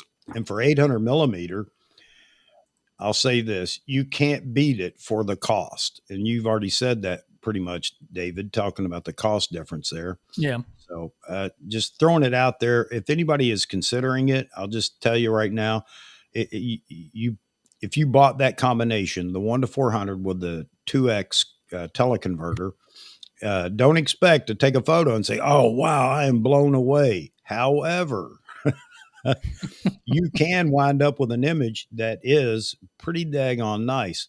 I mean, you can look at the bokeh rendering in the background. Yeah, different photos are going to, because of the distance to the background, are going to be better or worse. But this isn't bad considering the small, thin depth of field at 800 millimeter at f14. I mean, you have a very small uh, focal plane there, and it's already rendering the grass behind this bird. I think it's Yeah. acceptable. And I have the B photo, which is even more so because you're seeing the background there at a little farther distance, and it just becomes so nice to look at. And at 800 millimeter again, and the close focusing distance on that lens is particularly good. I think this was about this wasn't so close. I think this was about maybe 10 feet away. This bird was. And the B photo that I posted is probably only 3 feet away, and it will focus at 3 feet or thereabouts. But anybody that's thinking about that combination, I would say get it and try it. I think you'll be happy. The 1.4 TC, I'm sure, is extremely good. And do you need 800 millimeter, or would you be happy at what is it? What would it be, about 560 millimeter? Yeah, 560. Yeah. So I think it's a poor man's telephoto lens, and it's a zoom. And that's the other thing that I've noticed in these Z lenses is the zoom lenses are incredibly sharp. And I know I always uh, talk about sharpness isn't everything. I know some people disagree, but sharpness isn't everything to me, but it is extremely sharp, just like the 24 to 70 f4. If you don't need that extra stop of light and maybe some other rendering that lens does, the 2.8, that 24 to 70 f4 is a fantastic. It's a fantastic lens. All right, I just wanted to throw that in there. I had it on the screen back there and thought you guys might actually, want to know. Well, I think when you get into sharpness, well, I think the whole thing, the discussion with TCs kind of falls along the same range as when you get into how much noise is acceptable in an image, high ISO and stuff like that. And many a professional photographer will say, I have no problem shooting high ISOs because I may never get that opportunity to shoot this subject ever again, and I'd rather have the image than have nothing. Yeah, So, yeah, so it's all on how you want to look at it. And with the same thing with the TCs, would you rather have the image or not have the image? Hey Chuck, That's kind of a there's no-brainer. a 100 to 400 shot with the 2.0 on it at f11, there you go. and it came out extremely sharp. Yeah, beautiful, beautiful. Look at the That background. was in super good light Yeah. of a And I Sage think TV. that's something I'm not going to try to mislead anybody. You're right, David. You need light when you're going to use this lens. If you're going to use it at a very fast shutter speed, especially. And, Yeah. I guess everybody shooting birds wants to be up around that 800 to 1250 shutter speed, at least. Maybe I'm weird, but I want to have a very fast shutter speed. I don't want any movement. You know how little birds are, they're just constantly moving. But anyway, with good light and even in low light, I've shot it, and I won't tell you I've had the best, uh, great success. Other than I can slow the shutter speed down for something that isn't moving, and I can shoot in low light as well. But you expect different results based on your shutter speed when you're shooting birds or whatever. Yeah, I mean that bird was sitting still, and that was only at 1/800 of a second f11, but the ISO was only Yep. 720, so there was hardly any noise in it. Right. No, it was a beautiful image, man. And, just throwing it out there, maybe it's good enough for you, I guess Yeah. is what I'm saying. If Well, anybody's looking at it. another topic that gets touched on a lot is the character of a lens. And some people say the lenses now are too sharp. Well, if I'm shooting wildlife and I'm shooting birds, I want the detail of the feathers. I want to see the detail in the feathers. I want a sharp lens. Now, flip the coin. If I'm taking a picture of a headshot of somebody, totally different thing. I mean, I don't want to see every crevice and line, so sharp on somebody's face, where it looks like I aged them 20 years as soon as I look at it on the screen. I want it to be a little softer. So I think the whole discussion on character and lenses are too sharp or not too sharp, a lot of that depends on the subject that you're shooting, because sometimes you want it tack sharp, period. Other times you absolutely do not want it tack sharp. Right. Yeah. I mean, there's so many variables when we talk about lenses, and everybody has their own particular things that they want in a lens, or the reason they buy this lens or that lens. But I guess I wanted to bring it up because there are people out there like me that I'm not buying an 800, even the 800 PF. That's not happening for me anytime soon. I mean, I'm not even counting on it, but maybe someday. But, this is a poor man's 800 or a Yep. poor man's 560. And And, it'll work. yeah, it will. It just goes back to, yeah, you're not going to have as much success as you would with a $12,000 or $16,000 lens. Well, You know what okay, though? but I didn't expect that. But you know what? If you've never shot a lens like that, you're not going to really know the difference. Yeah. Right. You don't know If what you're you've never, missing. Never if had you've it. never shot the big primes, you won't know. Yeah.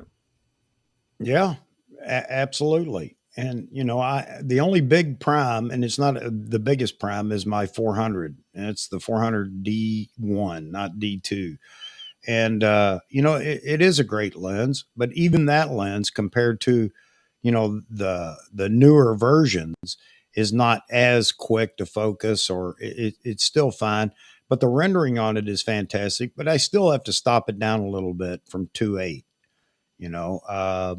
to get the best quality and rendering in what I'm shooting. But yeah, so there are a lot of there. It's again one of those things. Is it good enough for you?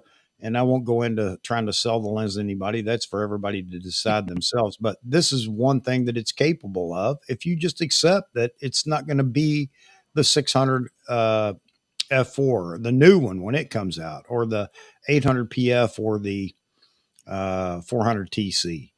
You know, if you're expecting that kind of quality when you see those photos, well, guess what? You got to shell out the dollars and buy that lens.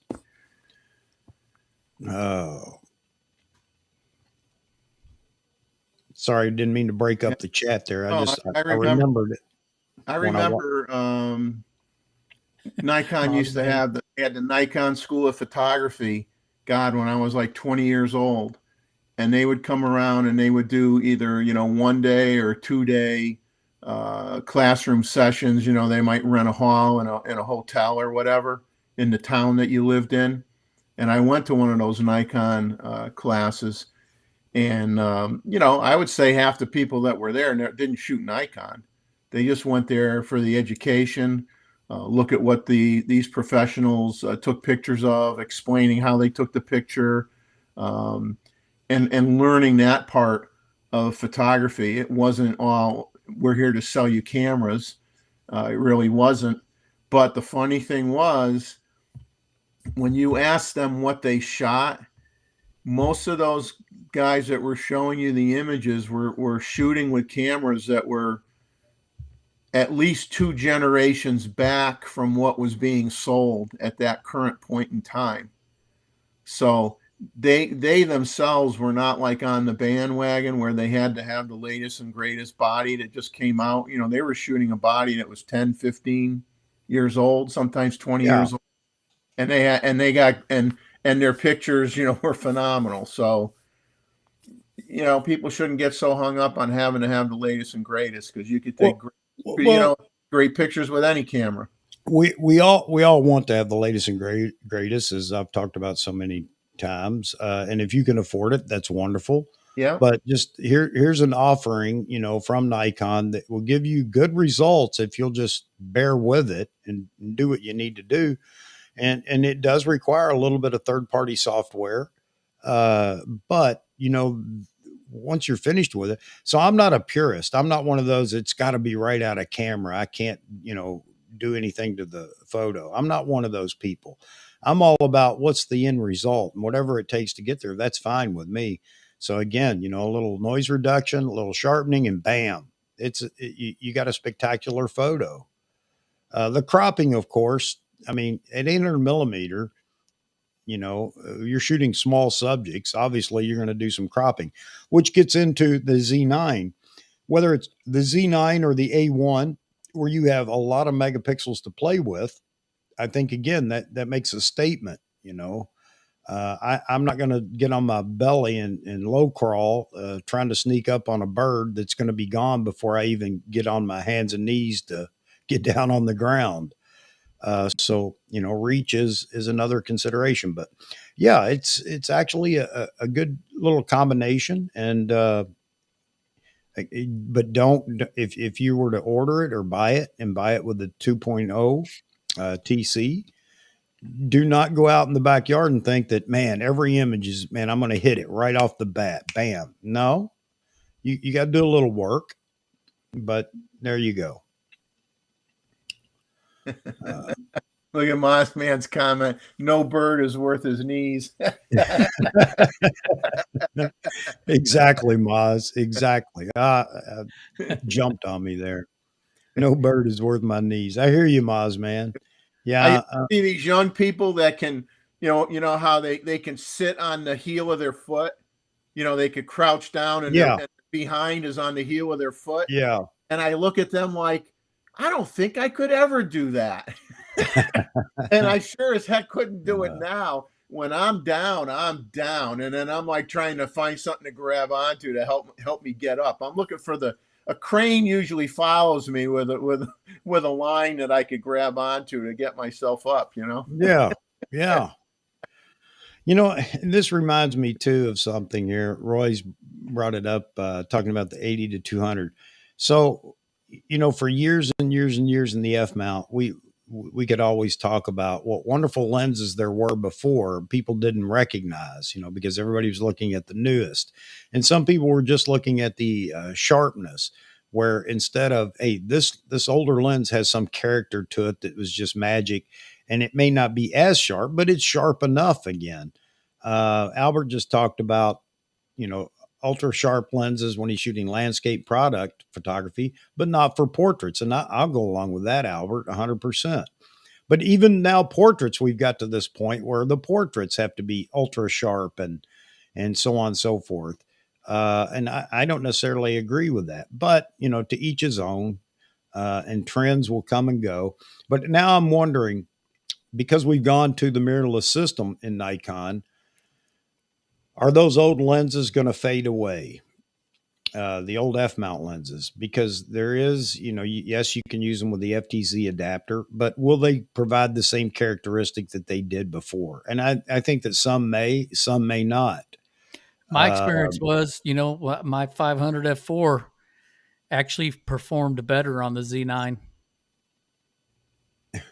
Okay, there you go. But so when I say though, did it retain the characteristics that people talked about so much? Now, for some of the lenses, yes, especially telephotos or whatever. But there are those magic lenses that people shot with that they can't explain, or maybe they can, but it just has its own look to it, its own characteristic. And it may not have been the sharpest lens in the world. And I know Roy likes to talk about, a lot of these older lenses. The question is, will it retain that characteristic? Not worrying about sharpness, but that characteristic when it's mounted with a FTZ on a Z9. I don't know. Uh, let's see.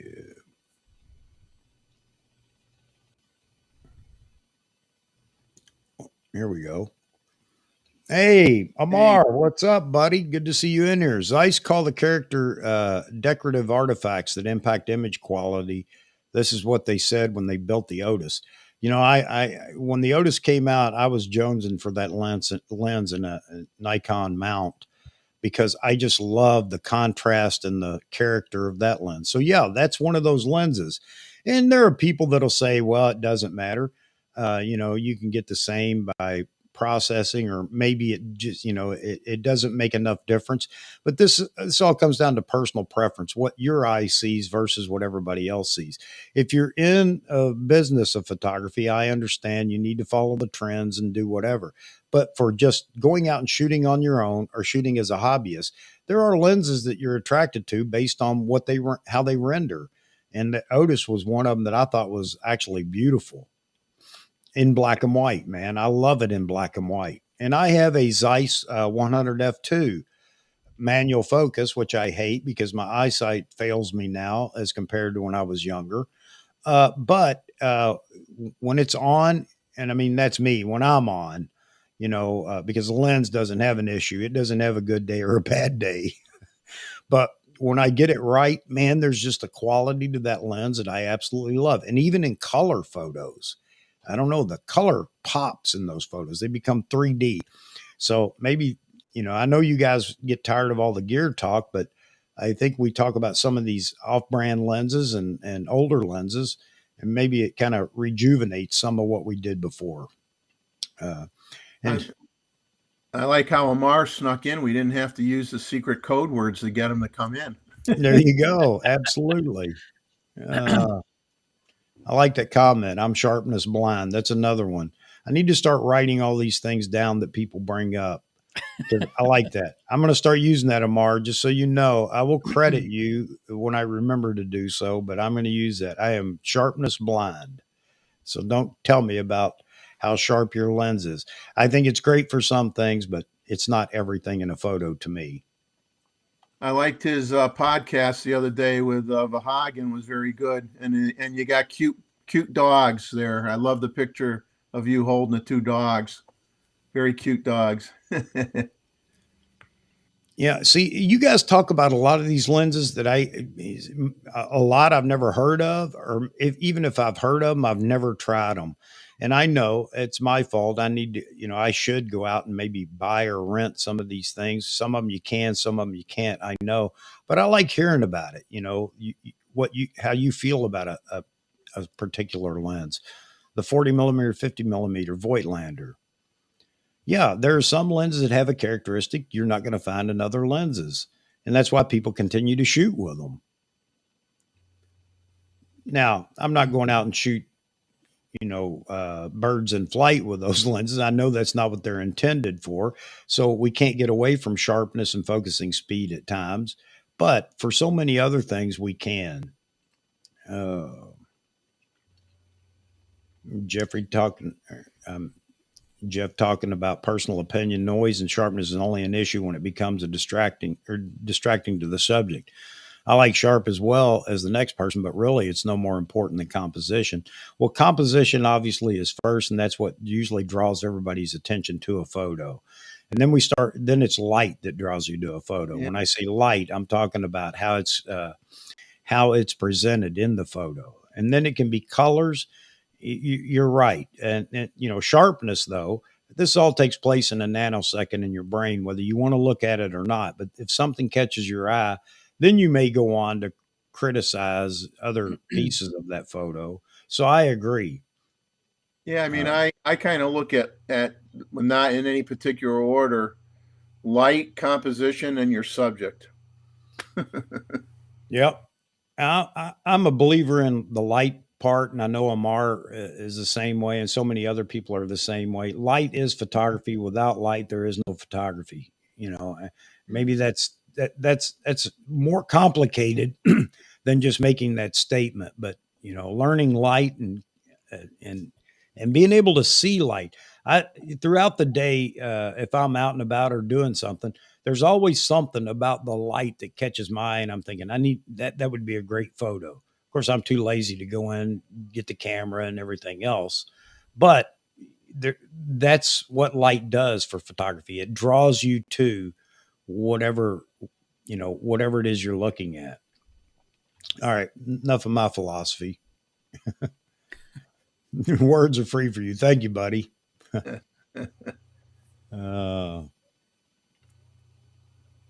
Yeah, the 300. Oh, the 300 F4. Yeah. Yeah. You talking about the old, not the PF. Yeah, the old one. I had that many years ago. I liked it.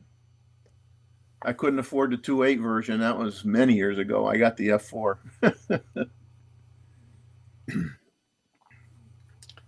Yeah, I like this. My boot is my camera bag. For those of you that didn't catch it, he's talking about his trunk. I hope I didn't offend anybody by trying to explain it, but somebody may say, "What? Your boot?" My boot. Yeah, there you go. Exactly. That's the great thing about it, Amar, is I just go outside and carry it, and it points on its own to things and composes the photo. That's the I don't great. even go with my Z9 anymore. I just let it go by itself. Well, when it starts talking to you and it says, "Hey, dummy, bird at 3:00," then you know we're in trouble. I spend my camera on with an Uber. Yeah, exactly. Hey, I know we've been all over the place. Let's keep moving. Here you go. Now that Amar's in here, what do you guys think about Vahagan's new concept of audio only for some of these podcasts? I like it. I got to tell you, and because I did it with him, obviously the first one he did, and I'm not saying it because I was on there, but I'll tell you from a perspective of sitting there with somebody and not being distracted by chat, by the video or anything else, it definitely makes you more comfortable to sit and just talk. So that's from a user standpoint. But how does everybody receive it? I like it. I loved listening to his chat with Amar. I Yeah. think he's on to something. I keep telling him that, but I think he's on to something here because so many people, even for my live streams, will just tune in and listen to the audio and never look at the screen. Of course, you're not missing anything by not looking at the screen, except for maybe David. Well, I think, I mean, I watched that's the first time I ever watched a audio only presentation. I'm really not into that much, and I enjoyed his talk with Amar quite a bit. I And did what was too. nice is, I mean, I actually, what I did was I had it in the background because I didn't have to watch somebody like, well, the negative is if you want to show something or you want to show something you Right. did or show a piece of gear, obviously you can't do that. But from a conversational standpoint, what I liked about it, I was able to put it in the background while I was editing my photos. So I enjoyed the conversation while I was still doing work on my computer. So it was Yeah. kind of like a twofer special, you know, for me. I like that. Hey, just so you guys know, and he was talking to me about it, and I know you as you guys. Well, anyway, that's not all he's going to do. He's not changing his whole channel over to just audio podcast. It's just something he wants to do, and I'm all for it in the mix with all the other videos and everything that he does. But he talks about how much easier it is to do that as well, and that's not the only reason to do it, but it is much easier to do those. And just looking at some of the comments, Yaman, that's fine. He prefers audio and video. Uh, some Seeing someone is a different experience. Okay, I get that. Um, let's see. Let's see. Instead of YouTube, so it would be. Oh, so Daw's saying, and Daw, I'll tell you right now. See, you obviously you haven't heard him talk about that. He has tried that over on Apple Podcast and whatever. The problem with this is when you go on to those podcast channels or whatever, or you know places or whatever, he gets no visibility over there at all. You have to be a somebody when you break into the podcast, or people can't find you. Now, there is one way if you stayed on top of somebody that is new and up and coming, and they provided the link all the time for people to go see or listen to. But yeah, that's a dog eat dog world over there in podcasting. That's bigger than YouTube, honestly, because so many people have entered into that domain, and for everything from financial advice to marital advice to whatever, and they're on regularly, and so all the big names get pushed in those domains or those platforms. So anyway, I understand what you're saying, but you can do the same thing. I do it. You're talking about doing yard work and driving.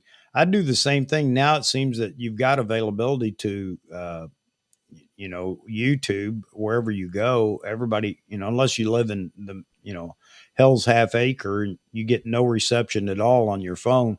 So anyway, you could do the same thing. Just turn it on and listen, which is what a lot of people do. And I'm going to pop Joe's comment up here.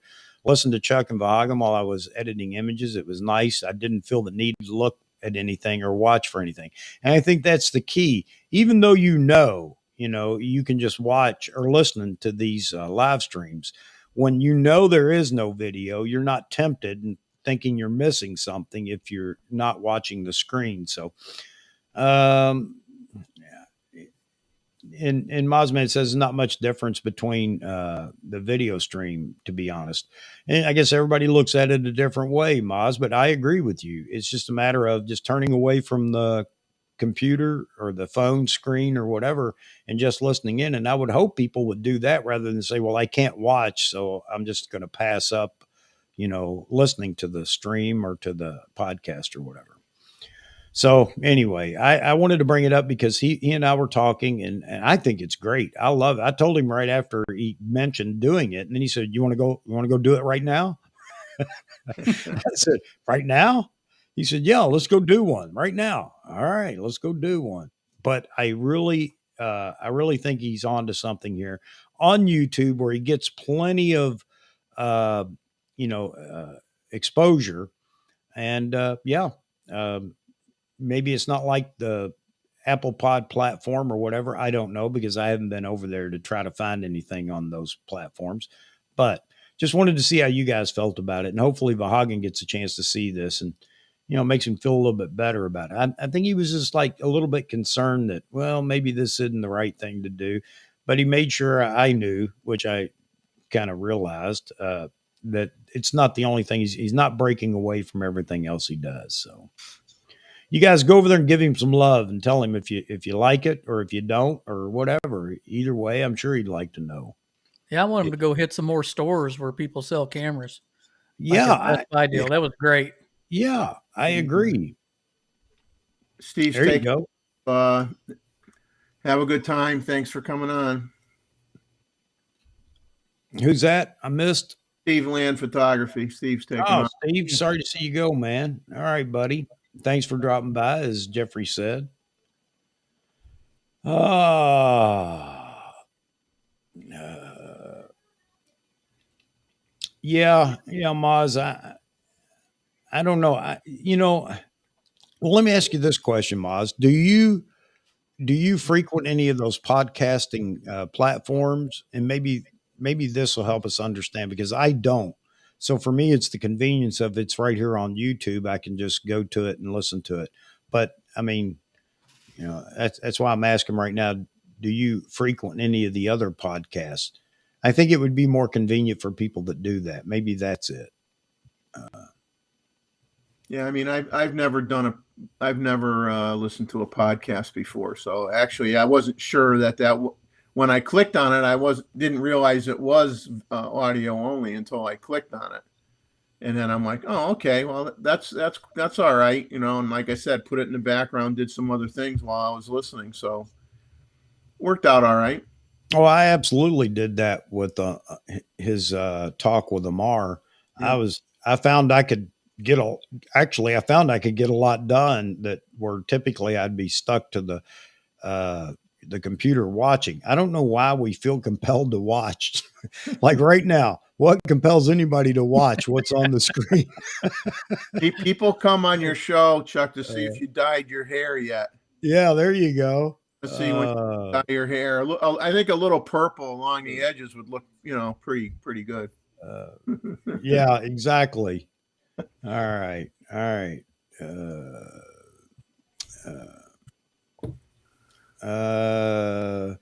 Okay, I can understand this too, Steve. I know you're probably gone already, but chat between two people missing the element on audio only is facial expressions. It does help with sometimes how someone expresses himself. I'll go along with that. I'll go along with that. But now here's the other thing. Let me tell you why maybe I'm partial to this whole idea. I never listen to music when I'm driving, ever. I'm always looking for talk radio. I don't care about listening to music anymore, other than times when I want to listen to music. So I'm always looking for talk radio, especially in a long trip.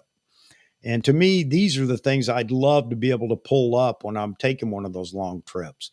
And you know what? It couldn't be long enough when I'm driving to Kentucky. Give me an 8-hour podcast. I'm okay with that. But maybe it's not for everybody, but maybe that shows why I really enjoy this. I have to send some money to Yaman. He wants to look at our handsome faces. I think you need a new pair of glasses, Yaman. And Steve talking about he does like both though. Okay.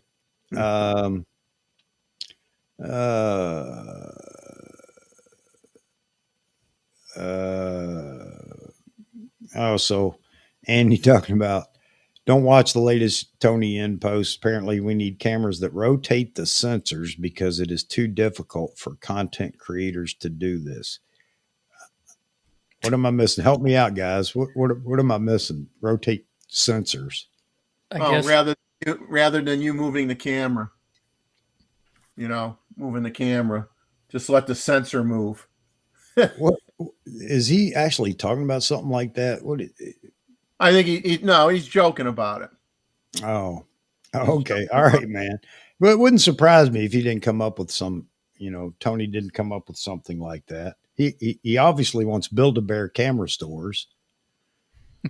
Uh, uh, let's see. Mozman, you mentioning how you like to see my background to see if any. Hey, SJ Uh-oh. Square. Thank you, sir. Yeah, I think Jeffrey froze on us. Yep. He'll be right back. It's time to change seats anyway. Yeah, he's gonna move. He's gonna be down at the bottom here in a second.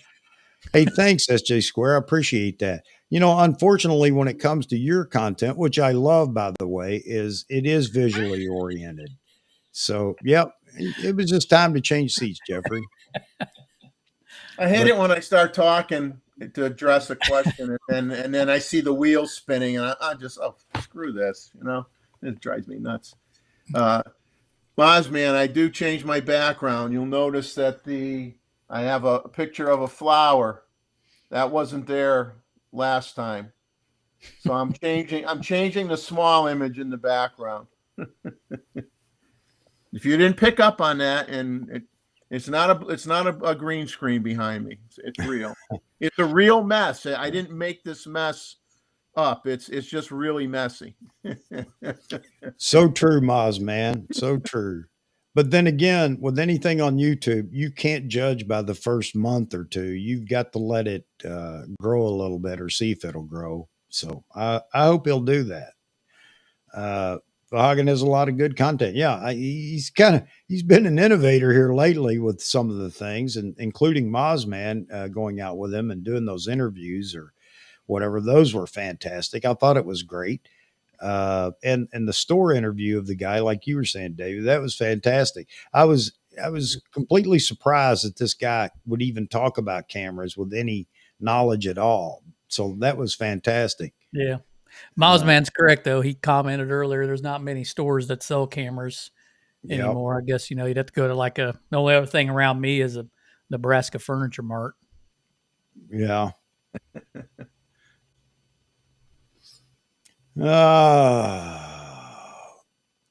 Demand things is there. I don't know. All we have here is a Best Buy, and that's it. That is it. Best Buys and Walmarts, Sam's Club. Yeah. RS got a good idea. We need to buy more stock in these companies so we have a say in what they do. There you go.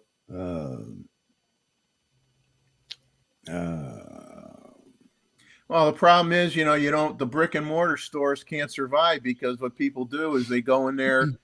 It's sad to say, people go in there, they pick the brains of the person that owns the shop and gets a lot of information and pretends they're interested. And then if they are, then they turn around and see if they could save $50 on, going shopping online, and they buy it online, and that poor guy, wasted his time trying to get a sale, and eventually he goes out of business. Yeah, there's only one camera store around me, an actual camera store. It's a couple miles away. It's the last one left. Yeah. Yeah. I love camera stores, man. I hung out in as many camera stores, or if it was a regular store, they had a very good camera department. Yeah. I lived there. My mom would take me to the store and she said, where are you going to be? I go, where I'm going to be? I'm going to be in the photo department. When you're done shopping, you stop there and get me and we'll leave, There you go. I was always in that one spot. Mike, don't give Amar a big head, man. No, I'm just kidding. He did make a lot of valid points.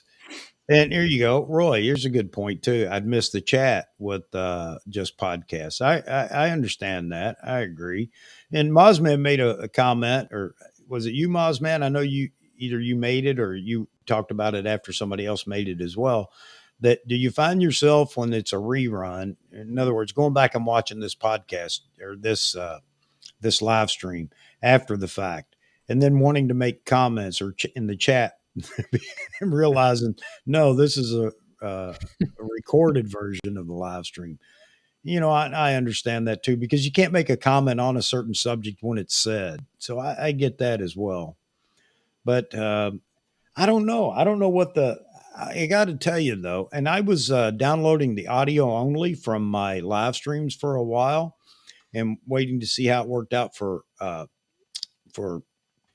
Vahagen over on the podcast platforms. And he was telling me I'm just getting no visibility, nobody watches, and or whatever, or nobody listens or whatever, and it's not being pushed by the platform. And I thought, okay, I guess I'm not going to continue to do that. But I had thought about doing the same thing for those that might just want to go over and grab one of those if they're out traveling or whatever. I'm not saying in lieu of being in the live stream or whatever, but all right. And enough of me jamming about that. I measure everything behind Jeff to see if anything's changed.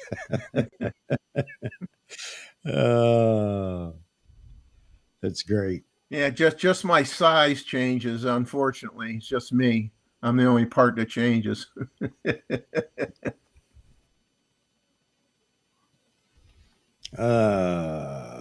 So Joe's the same way. He likes to, yeah, it's just me too, Joe. When I'm driving, especially if I have a long drive, I love listening to talk radio. It keeps me engaged. Where music just becomes. I used to do a lot of travel, long traveling constantly. 8 or more hours, and music would put me to sleep. But talk radio kept me energized because I could scream at the radio.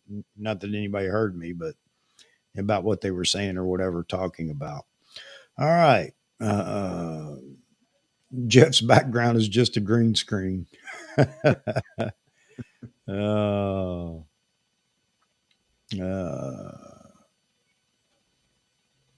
Yeah, we used to have a photo store in the town that I grew up in, where eventually, I mean, it was there like forever. And then the person who bought the store, he used to be a press photographer for the local newspaper. And he bought the store and he ran it for another 10 or 15 years, and then eventually it closed. But it's sad when your local shops disappear. It's understandable, but it's sad. I mean, I always tried to buy from the local shops when I could. And I'm way behind. Let me catch up. Somebody had a question. Oh, it was Greg Wilson, Nature Photography. How do you all feel about channels like his where a person doesn't voice over his videos? I think his videos, if I remember right, there's a lot of it's video and music only. I don't mind him at all. I like it. I like I like his videos. I watch them. Yep, I agree. Nothing wrong with it at all. I just released one today, same way. It was, in fact, it was all still images and music, not even any video in it. Yep. By the way, I love owls, man. I mean, I end up voiceovers a lot, mainly because I'm in areas where there's either cars driving behind me on the road where I'm shooting. So all you would hear is car traffic. And I've tried all sorts of noise reduction things, and I just can't. I've tried fooling around with equalizer settings in the in the software, and I can't get rid of some distracting noises that just drive me nuts. So I just say to heck with it. I'm just not going to even. I'm going to delete the video part of this clip, and I'm just going to do a voiceover. If I was out in the woods or out like where Jeff and Leslie goes, he's like out in a remote area. You can hear the birds chirping, you can hear the bees buzzing by, and he's doing his talking while he's going. I think that's great. I mean, I'd love to be able to do that. It's just too noisy for me where I'm shooting to do that. Being in the timeout. Oh, Maz, you're too much, man. Yeah, it's a good point, Charles. And I'll be the first to admit it's not rock solid the way I have it set up. I'm going through a Roadcaster Pro, The only problem I have with it, for me, it's fantastic. And that's because nothing's been set up specifically for talking to others that may be in a live stream. So it does, I can hear the person with no problem. I can talk back and forth with them. But the problem is those that are in the show on the, panel here, they can't hear the response, or the person on the phone can't hear the responses from them. So it makes it a bit difficult. But yeah, I had hoped that it would. I still have hope that it'll work out. It can be one of those things that takes over too. If too many people want to call in. So I guess what I'm saying is, if it were just me and on the channel having the discussion with the audience, and a person called in, it works extremely good for that. It's just not set up, and there was never anything developed or whatever that I know of that will allow the person to hear others that are here live on the show talk about. So I don't know how everybody else feels about that, but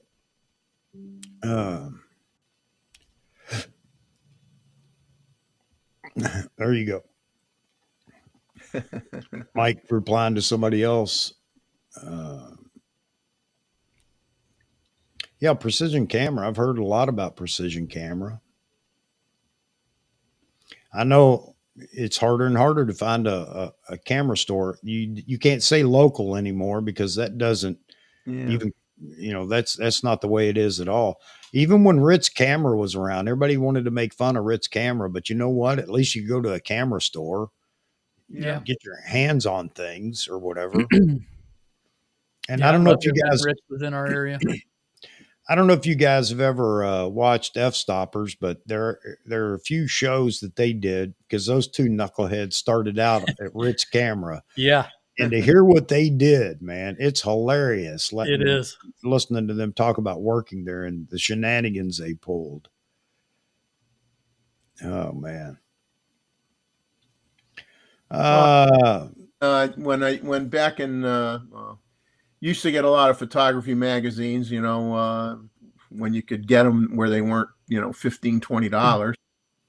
But many years ago, and of course, you'd always go to the ads in the back, and you'd have the B&H photos, the Adoramas, Honest Abe's photo of Maine or whatever. You had all these different places, and what was scary about that is usually when you saw somebody that was selling the same camera for, say, $50-$60 or more cheaper, you knew that even though they didn't say it, or it was in a 4-point font somewhere, they weren't selling cameras with USA warranties, and that's why they were selling it cheaper.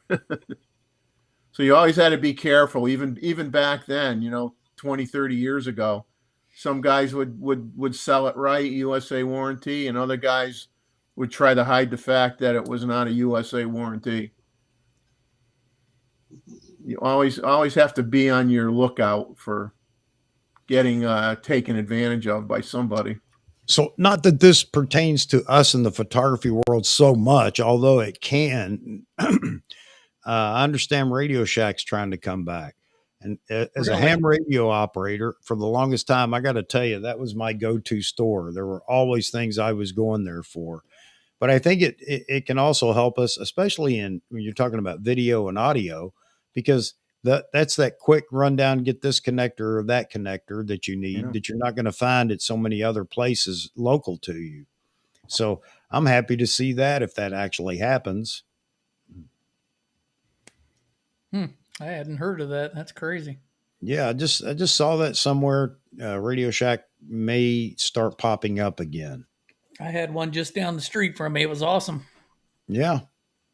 Yeah, audio connectors. I mean, they sell all that kind of stuff, and cables. If you're one of those people that build your own audio cables and whatnot with some weird connections and this and that and the other, that'd be the place to go when you can't order it and get it as fast as you want. So, well, you used to be back in, once again, showing my age, but you used to go there and buy tubes for tube TVs all the time. I used to fix tube TVs when I was about 8 years old. I was always going in there buying tubes. Here's television sets. Yeah. Oh yeah, the infamous tubes for TVs. Yeah. Ah,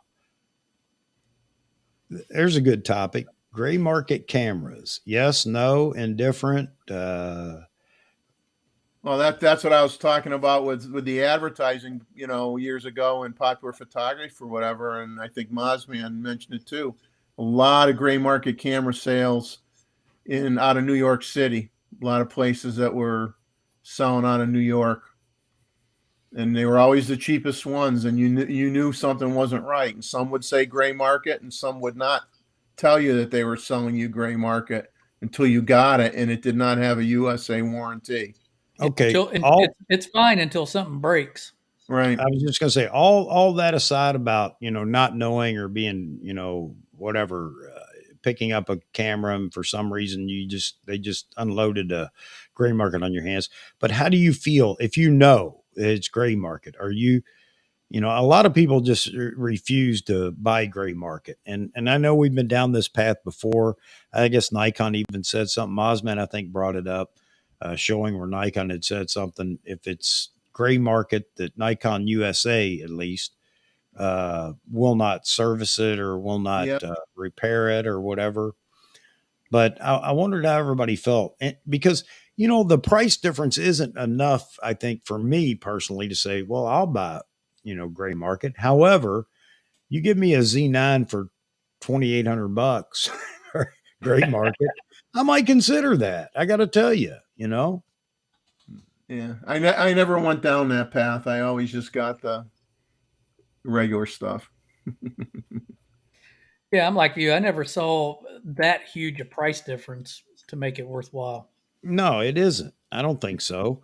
And you know what? If you're buying a $2,800 lens and you're thinking about the $2,600 gray market, because B&H is clear usually. They offer gray market at times, and they're very clear about it, which is which. But me saving $200 on a lens, I don't think that's enough for me to do that. Although, well, the only problem I would have is I guess Nikon USA says they will not touch a gray market. It's not that they will charge you and it has no warranty, but nowadays I guess we have no warranties anyway. And with Nikon, it was always touch and go as to whether you were going to send a camera in because so often it was, well, this camera's been dropped. That was their Yep. go-to. I think that was just an automatic send whenever you send in a issue with your camera. Oh, this camera's been dropped. And clearly there were people that argued that point with Nikon. But so anyway, if I'm sending it in, I know I'm going to pay to have it repaired, whatever it is, but they won't even touch it if you're going to pay to have it repaired. I guess that's the way it is. Mozman, I'd buy a gray market 800 millimeter.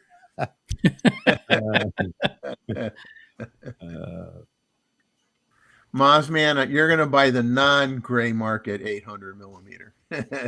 So Andy, you're saying that they will repair it, but just charge you? Oh, I'm sure they'll fix it. See, But that's a confusing point. Some say that they yeah, won't even touch it. I'm paying for it anyway, so does it matter? What's the warranty on half the stuff we buy anymore? What is the new Nikon warranty? It used to be 5 years, right? Well, it's usually 1 year, and sometimes on a lens they might extend it to 5, but typically the normal warranty is 1 year unless they offer an extended warranty, which sometimes they do and sometimes they don't. Hmm. Bodies are usually just 1 year, though. Oh.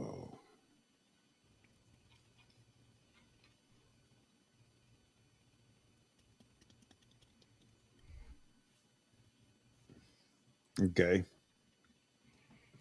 When I bought a 5DSR, it had already been retired in the UAE market.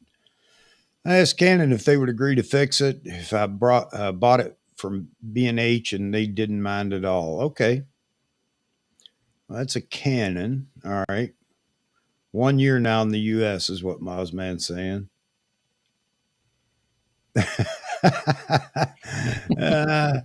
Yeah, it's all gray market here, buddy.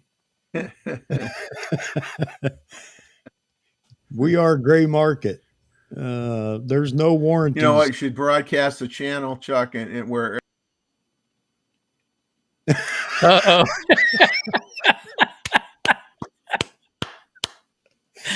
Oh, poor Jeffrey. He, Oh. I like this too. I only watch Z8 rumor videos in my Mercedes. Welcome back, Jeff. You know what? One time,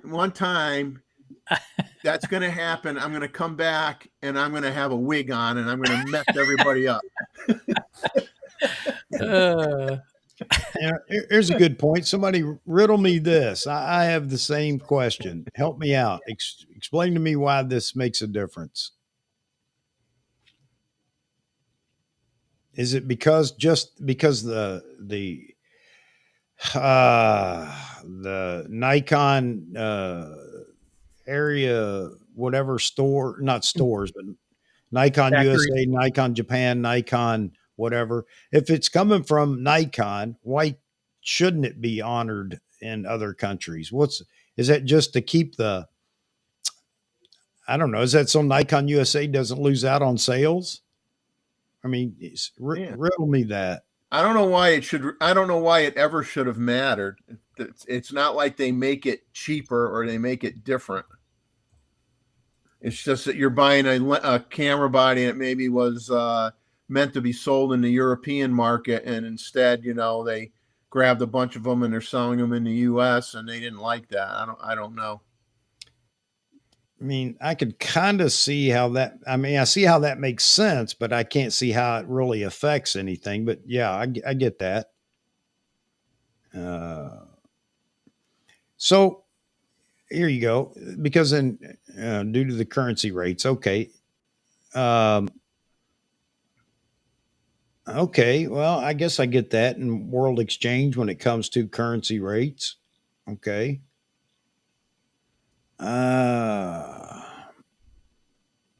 And it's Nikon's way of trying to control that. Nikon already controls pricing. I mean, you can't undercut what Nikon's suggested retail. You can't get away with that. That's why B&H does these things where they add a a little bag or whatever to the kit. A whole bunch of crap. Yeah, some other things. What's not selling, Bill? How many lens cleaning pens? Lens cleaning brush, yeah, the brush, bag. Some microfiber cloths, Yeah, a generic SD card. Yeah. So I guess I shouldn't complain, but yeah, that's the incentives to buy since they can't discount the price. I've got a ton of that stuff from Adorama over the years. I just give it to people as gifts. Yeah.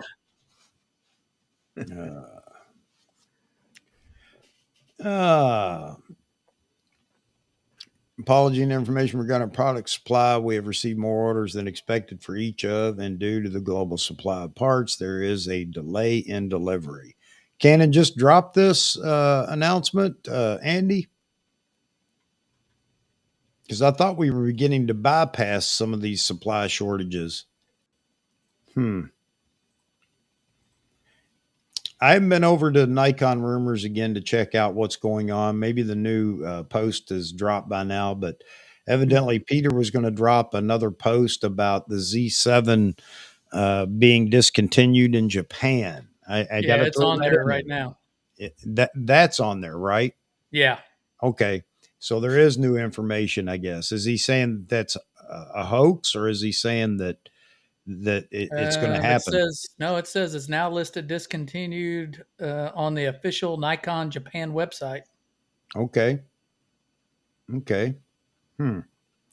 Is that good news or bad news, Nikon shooters? I think it's personally to me, even if I had a Z7, it would be irrelevant. The camera, all of a sudden, the camera doesn't fail and not work anymore. Right. No. And there's still going to be service for a while. So I'm not. Yeah, I agree. I'm not talking about that. But let's go into conspiracy theories, which I absolutely love or have been accused of. Is it good or bad? I got a phone call, guys. Take over. Well, Yeah, it's it's people that have them. They still take great pictures. Yeah. I mean, who cares if it's discontinued? Hey, they'll be, it's just like, if someone's getting into photography, and if they're just looking at photography and they're not looking to be, a 50-50 split between video and photography, and they're just going to be photocentric. I mean, go out and buy one of these DSLRs that people are getting rid of, and pay, 30% of what it costs brand new, with Mm-hmm. 30,000 shutter actuations on it or whatever, and get a great deal. I mean, I buy some old cameras here or there. I don't, Mars still on or not. I was actually looking at some Leica R5s, and it's funny though. I'll tell you, it's so dangerous to buy the used stuff, and especially, a lot of the stuff's on Etsy tends to sell cameras that people say they went and they had a CLA done on them, and they can prove that they had them, that Yeah. worked and whatnot. And they're charging more for the cameras than they cost when they were brand new in some cases. And then if you go on Mm-hmm. eBay, I was looking at an R5, and I sent a question, email to the guy, and I said, well, he's talking about it, and I says, well, are the seals on the back of the camera, in the film loading area in the back door, have the seals been replaced? Because you're talking about a camera that was out in the 70s or whatever, and they start to get brittle and break apart. And then he looked at it and he said, no, you're right, it needs new seals. I'll knock so much off. And it's like, but you're advertising it that it's in this great condition.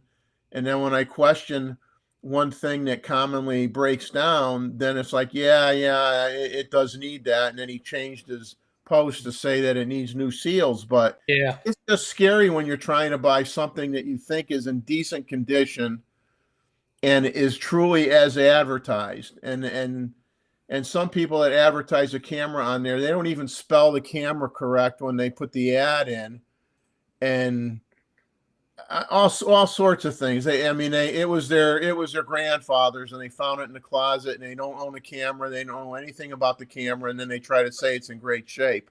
It's just really, really hard to buy something that you feel confident that is really good when you go to buy it used from, eBay or some of these other places. Let's see. The Z7 right now is $2,500 on Nikon's website, brand new. We'll see what happens if price drops here.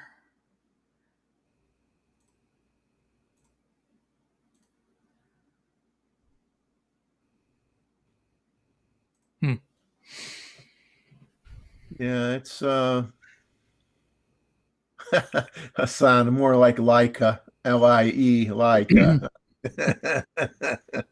Yeah, it's scary to buy the used stuff. I mean, I'm probably batting. I think I'm buying something that is something that I can put a little effort in and restore it, and I'm probably batting 500. So I mean, I'm really getting paranoid buying any more old stuff. It's just, unless you buy it from B&H or KEH. Has a KEH supposedly goes through and does a lot of checks on the cameras and replace the shutter mechanism and do things like that before you buy from them. But um, I've bought a lens from KEH years ago. It was a 500 f4G version.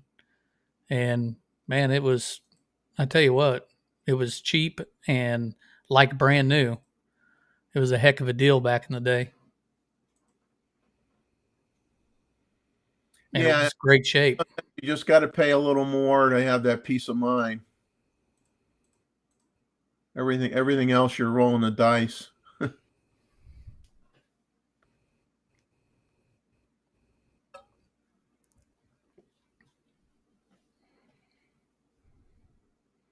Yeah, Jeff and Leslie. That's how I am. I've bought used cameras, but it's been from people I knew and knew they took care of it.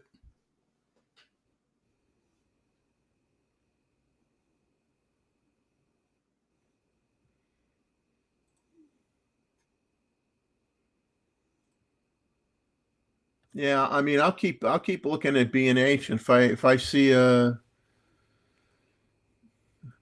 if I can get body only for a new Z camera there, I'll buy the body only, but I don't want to buy the kit lenses with it. Because I got that 50 f2 that I just bought, a 40 f2 that I just bought, that would be perfect on that body for doing video in the house. Hey guys, let me jump in here a minute. I'm not sharing personal information here just to be sharing it, but just so you guys know, sometimes I have to get up and answer the phone. I know everybody says they understand, but just so you know, I have a daughter that's in the hospital. Nothing, I mean, nothing earth shattering. It may mean some changes in her life, but she had a seizure, and that runs in that side of the family.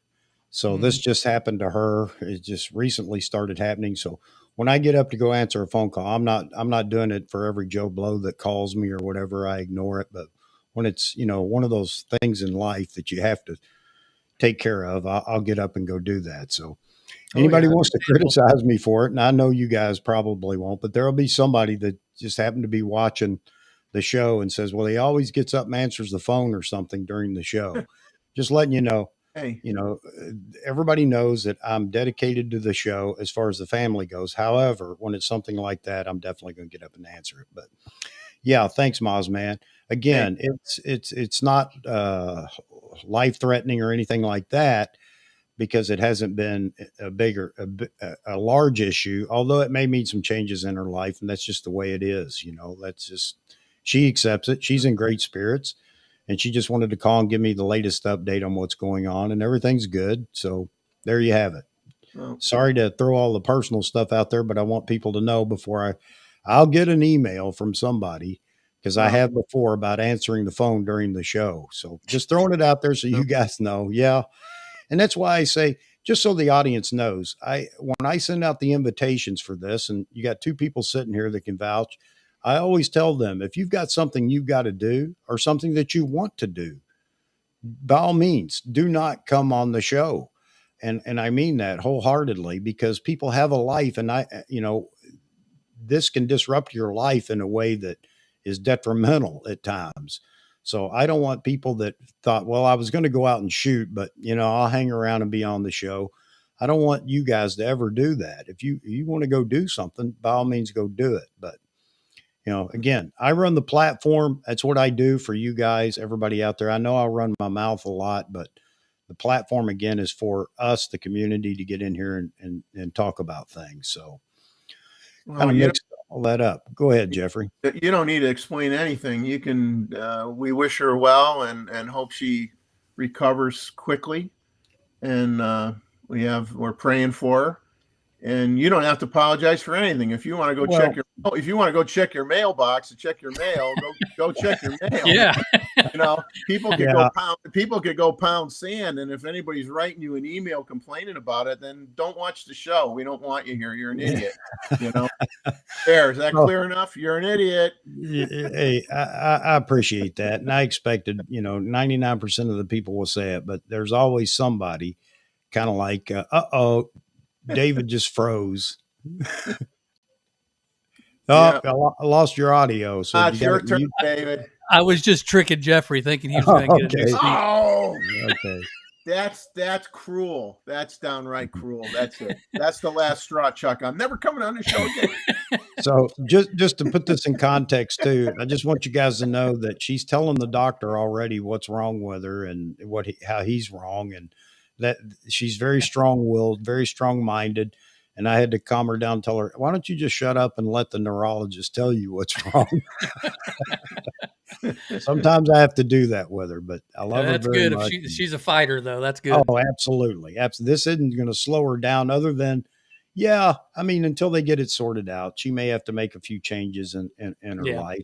I But have a relative, same thing, a niece with the same deal, and she, it slowed her down a little bit, but she still does pretty much everything she did before. yeah, and then that'll be her. And it'll be more of trying to keep her from doing stupid things than anything else. So Anyway, just just wanted to put that out there before I got another email about why I go answer the phone. No, that's I that's got just three. I got three delete. daughters and I got three daughters and six grandkids. And you know what? For those that don't have kids, you have no idea what life's about. I'm going to tell you right now.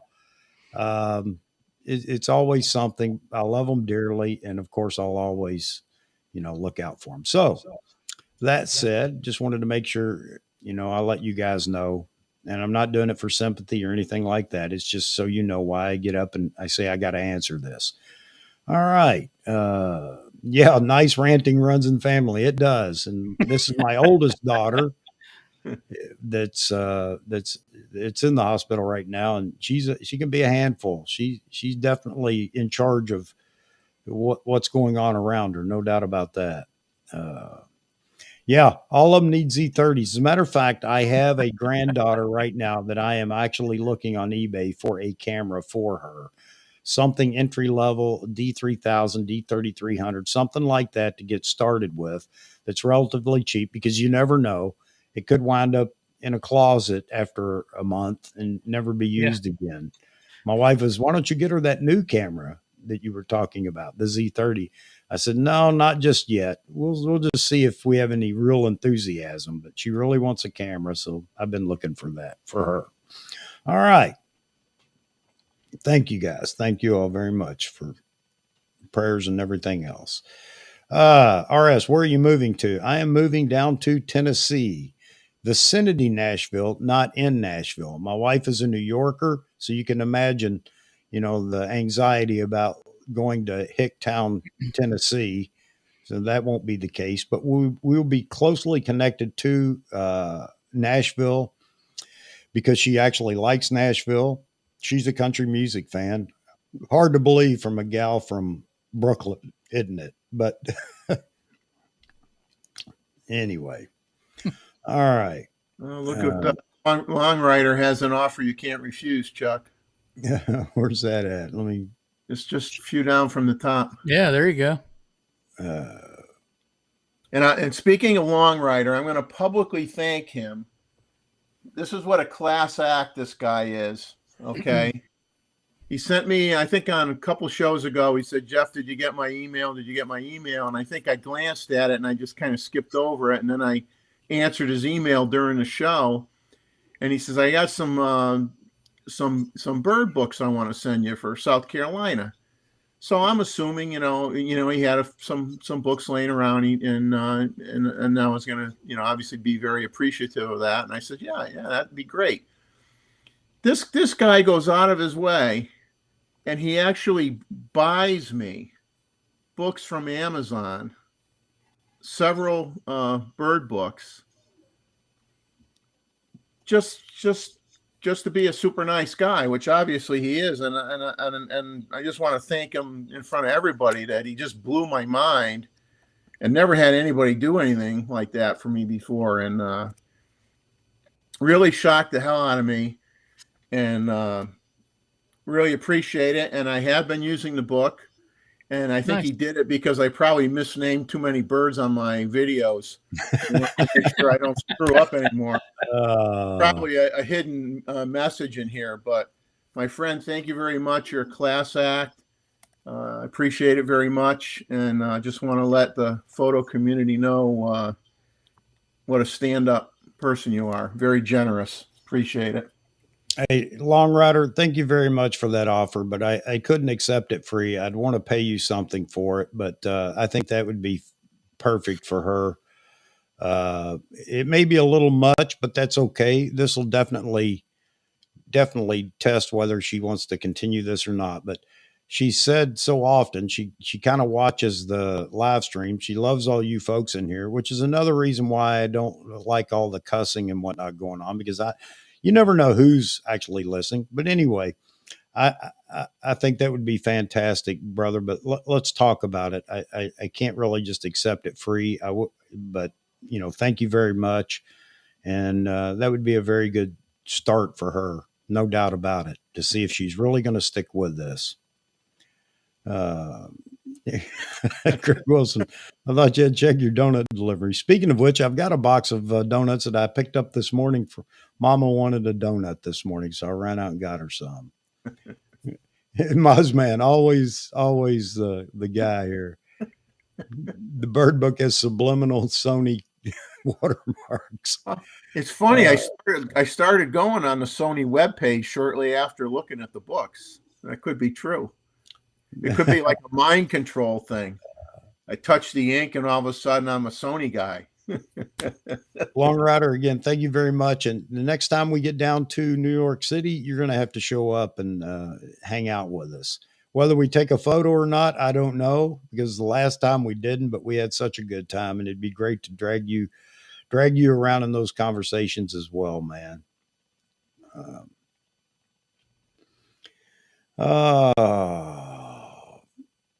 Yeah, that's a good point too. And there are a lot of people that are getting older, and they're talking about cameras, and they want to talk about older cameras and whatnot. And I understand that, but they also have a reason why they make a statement like, "This may be the last camera I buy," so they're waiting on a particular model. And I don't think that we should pick on them for doing that. But you're right, Mike. It is funny how everybody begins to look at life differently when there's an issue. And as far as my daughter goes, again, she's a fighter. It's not something that's going to,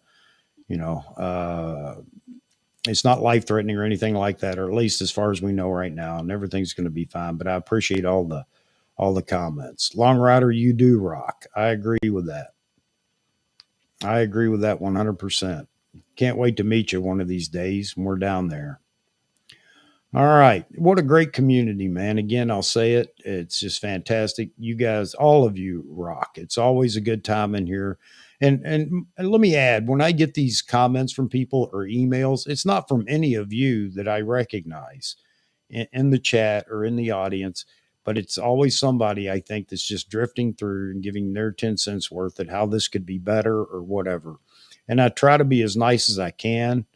But if you don't hang out with us on a regular basis, maybe you just don't know what kind of community we have. So hats off to all of you out there. I just provide the platform. You guys, I hope, are enjoying it. All right. I don't want to work. I don't want Mozman to tear up, so I'll quit. David, I like your lighting in the background. I think I'm looking at a Pink Floyd album cover.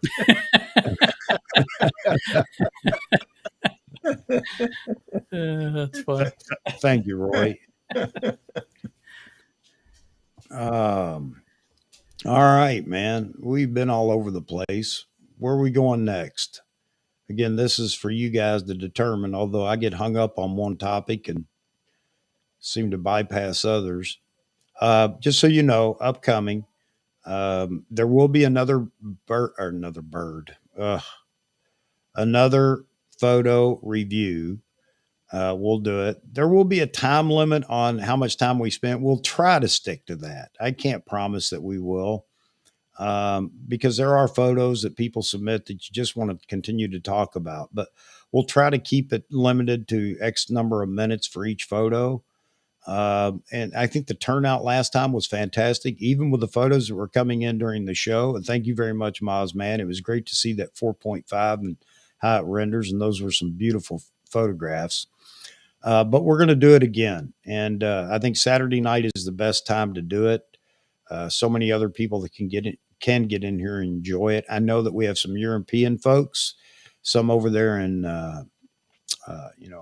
Britain and Ireland and wherever it's not as convenient for them, but thank you to those that still stay up or get up and watch the show. But yeah, I'll put out a date here soon. We're going to do it once a month. A lot of comments about we need to do this more often. I agree.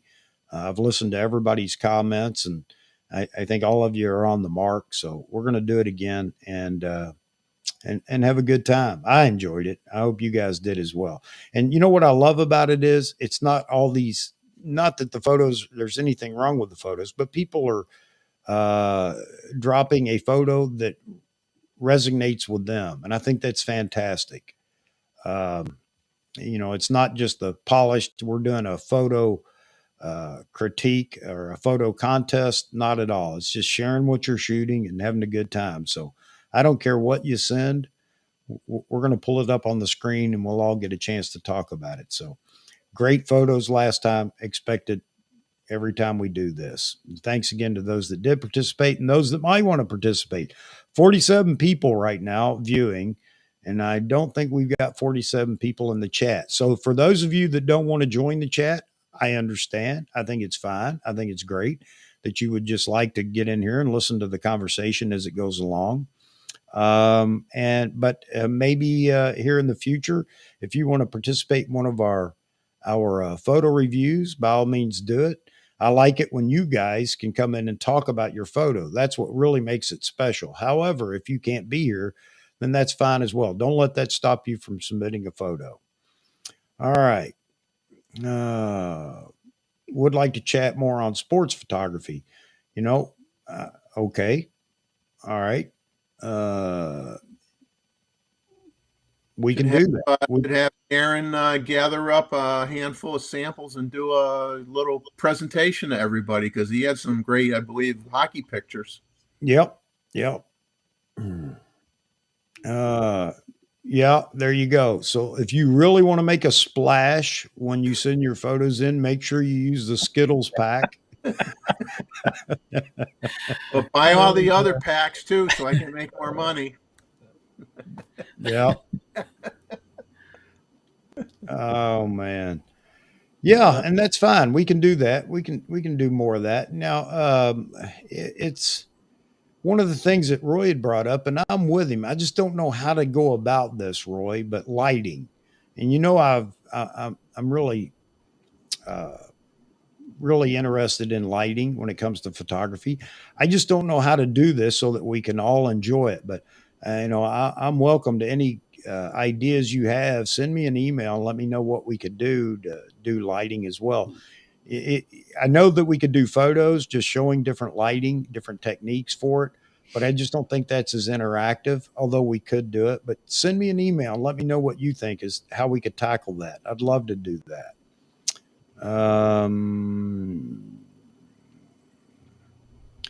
Let's see what else we got down here. Oh, so Yeah. okay, cool. And that's what I'm concerned with her. But I'm going to let her know that this is special when I do give her a camera. That if she ever decides she's no longer interested or whatever, that we don't just let it sit in a corner somewhere. And so anything that if I buy this from you, Long Rider, I'll do the same thing. I'm going to turn around and make sure that somebody that wants to get into photography has a camera. I've done that already with a couple of friends. I didn't sell every camera I've had. There are a couple that I've given away just because they couldn't afford a camera. They wanted to get into photography, or they were in photography. One was, and I made sure he had a camera. So I appreciate the offer you made there, Long Rider, and I would hope everybody out in the audience does the same thing, especially Roy, and he can send me all those cameras he's got. Just kidding, Roy. Nothing wrong with collecting your cameras, man. Hey, I'm gonna have to jump off of here, guys. It's been great today, and I'm looking forward to Saturday night. See what's going on, and we'll holler at you guys later. All right, Dave, thanks for joining us, man. Dave just dropped another video this morning on short-eared owls and what's not to love about owls. But make sure you go check it out. D Moots Photography on YouTube. Yep. Anything else, Dave, you want to say before you go on your channel or whatever? That's about all I've got going on right now. Until I take my trip to Florida here soon, I'll come All back right, hopefully man. with some good footage. So, all right, guys, it's been fun. You guys take care. Thanks as always, Dave. Have a good one, Appreciate Dave. it. We'll see you Saturday, hopefully. Charles Davis, shebang. Somebody's been watching Peter Hurley. I like Peter. He's fun to watch.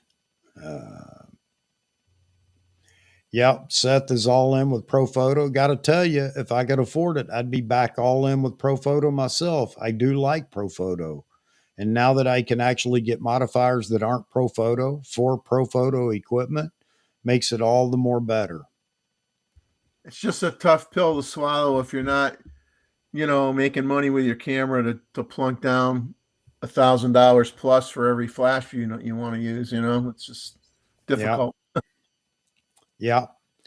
You know what, Roy? And yeah, if you have any other ideas, by all means, send me an email. Let me know what other things you're thinking about, because I am thinking about. I have another photo shoot coming up with either Tiffany or Mia, and maybe doing some video and being able to just pull that up and we could talk through what's going on, because it won't be during one of the normal live stream time slots. But yeah, I think I'd be willing to do that. I'll show my ignorance and my limited knowledge, and I don't have a problem with that, and letting everybody chime in with what they think. But I do love playing with light.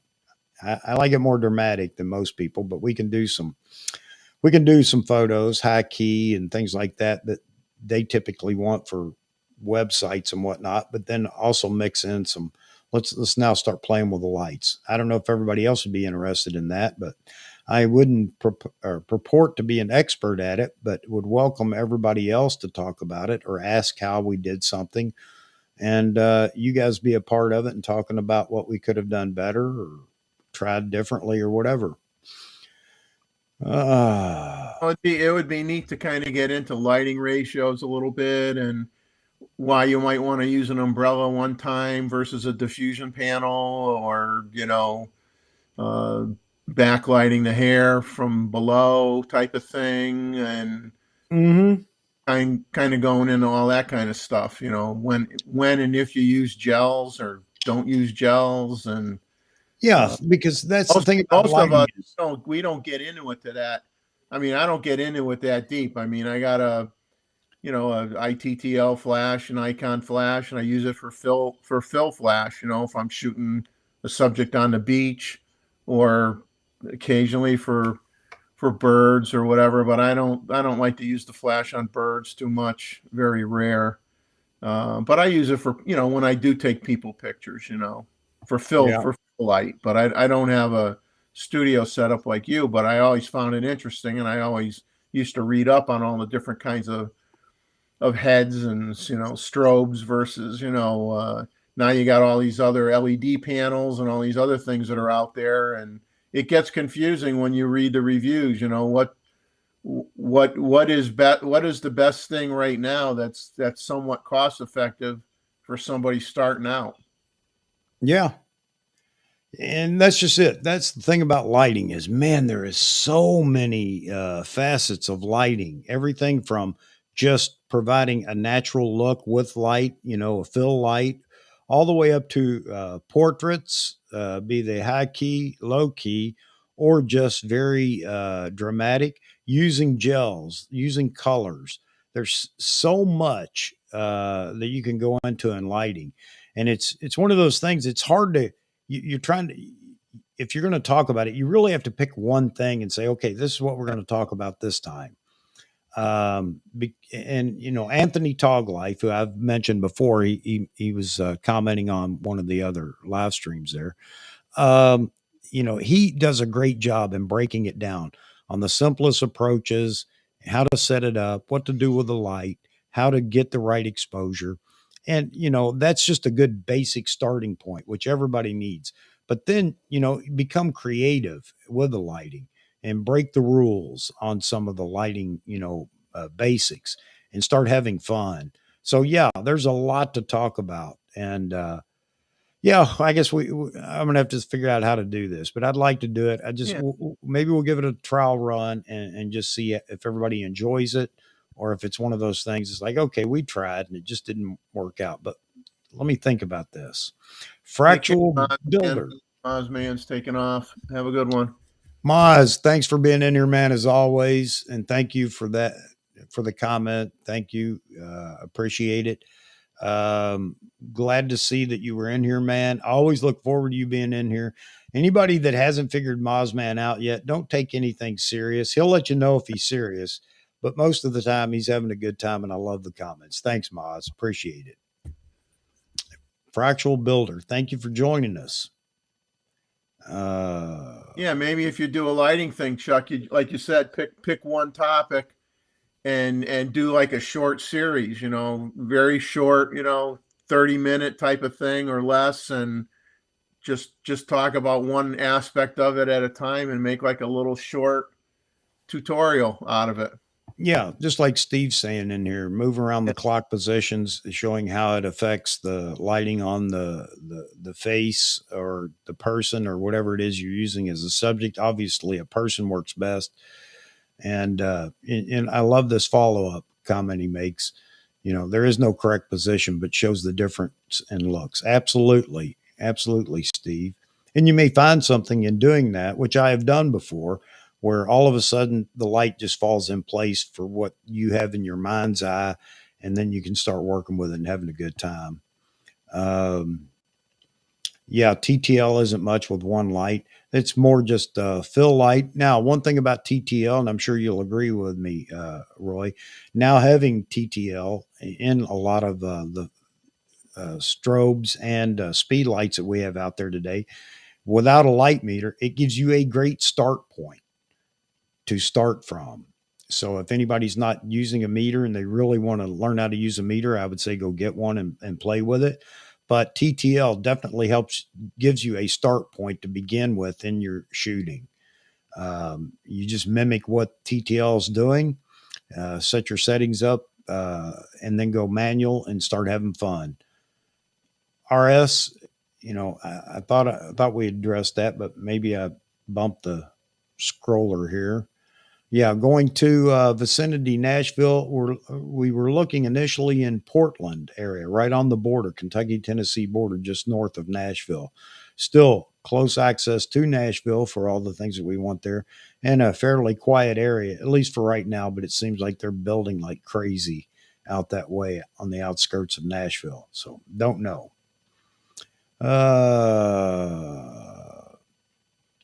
Let's see.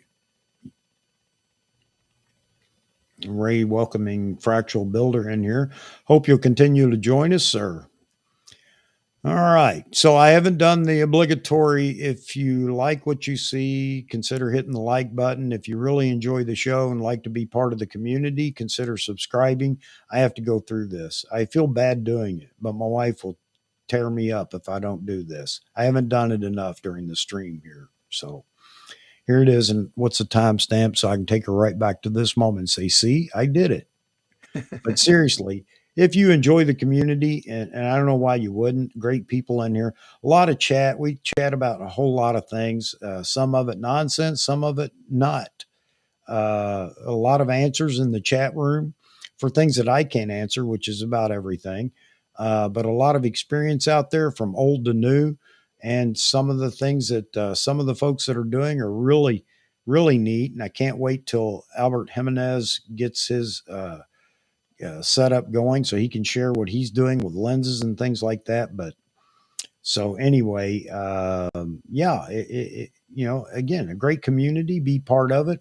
I'm just the guy that opens the door for everybody to come in and sit down and talk. Nothing special about me, but I'm having fun with it, and I hope you guys, I hope you will too if you decide to join us. But thanks a lot. Appreciate the likes. That's motivation for me. I will say that.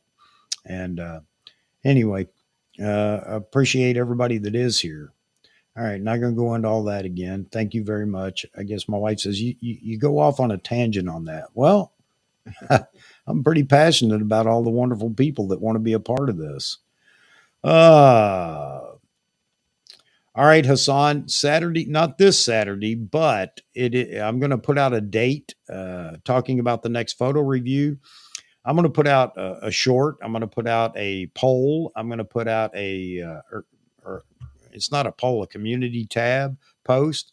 And I'm going to talk about it again this Saturday night about when we're going to do it next and how it's going to work again and things like that. But I appreciate that. And if you can make it when we set the date up, I hope you drop a photo to submit.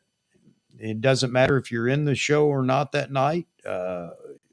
but more the merrier. Oh, yeah, there you go. Ted, great comment. Lighting as well as photography is like chess. You'll never master it, but you enjoy the process. Absolutely. And there is a lot of fun. There's a lot of frustration if you look at it that way, but it can be a lot of fun because there are more misses than there are hits. But that's the fun about going through lighting. All of a sudden, everything falls in place and you've got a photo that you just absolutely love when it comes to lighting. Doesn't have to be any of the techniques and basics. It can be something completely off the cuff, but you fall in love with it, and that's the wonderful thing about lighting. Uh, yeah, the polystyrene head. Been thinking about trying to pick up one of those too. Gregory Franz from Cape Town, South Africa. Let's see. Let me throw your comment up here, sir. I hope you're still in here. I know there are many Nikon users here. Are there people using Nikon NX Studio? What do you think about it? Okay, real quick, I'll give you my take. I love what it does. Obviously, it's Nikon centric for Nikon cameras, obviously. And I know there's a great benefit to going into NX. The only problem I have with NX is how absolutely slow it is. Other than that, it's a fantastic program. You may not be able to do all the heavy lifting that you can do in something like Photoshop, but it's a great start point. And I saw a post about that today, talking about taking everything to NX Studio, changing it to a TIFF after NX Studio or Nikon has been able to use the secret sauce and unlock all the benefits of it, and then go to uh, Photoshop. What do you feel? How do you feel about NX, Jeffrey? I never, I mean, I don't know if they called it NX back in the D100 days when Nikon had free software that you got. Uh, but I used the Nikon software for a while. But when I was a Mac user, I used some of the. They had Aperture that had come out that I used for a bit. But I've been using Lightroom since the day it came out. So I'm a big Lightroom user and very minimal with Photoshop. I mean, I do a few things in it, but I'm not one that's trying to. A lot of people that use Photoshop to me are doing a more artistic impression of a photo sometimes with the tool set that's in there, or they're doing graphic design and doing things like that, advertising. So for me, I just pretty much use Lightroom, which if you were just using ACR, and I know you use ACR a lot, Chuck. I mean, that's Yeah. basically what's in Lightroom as well.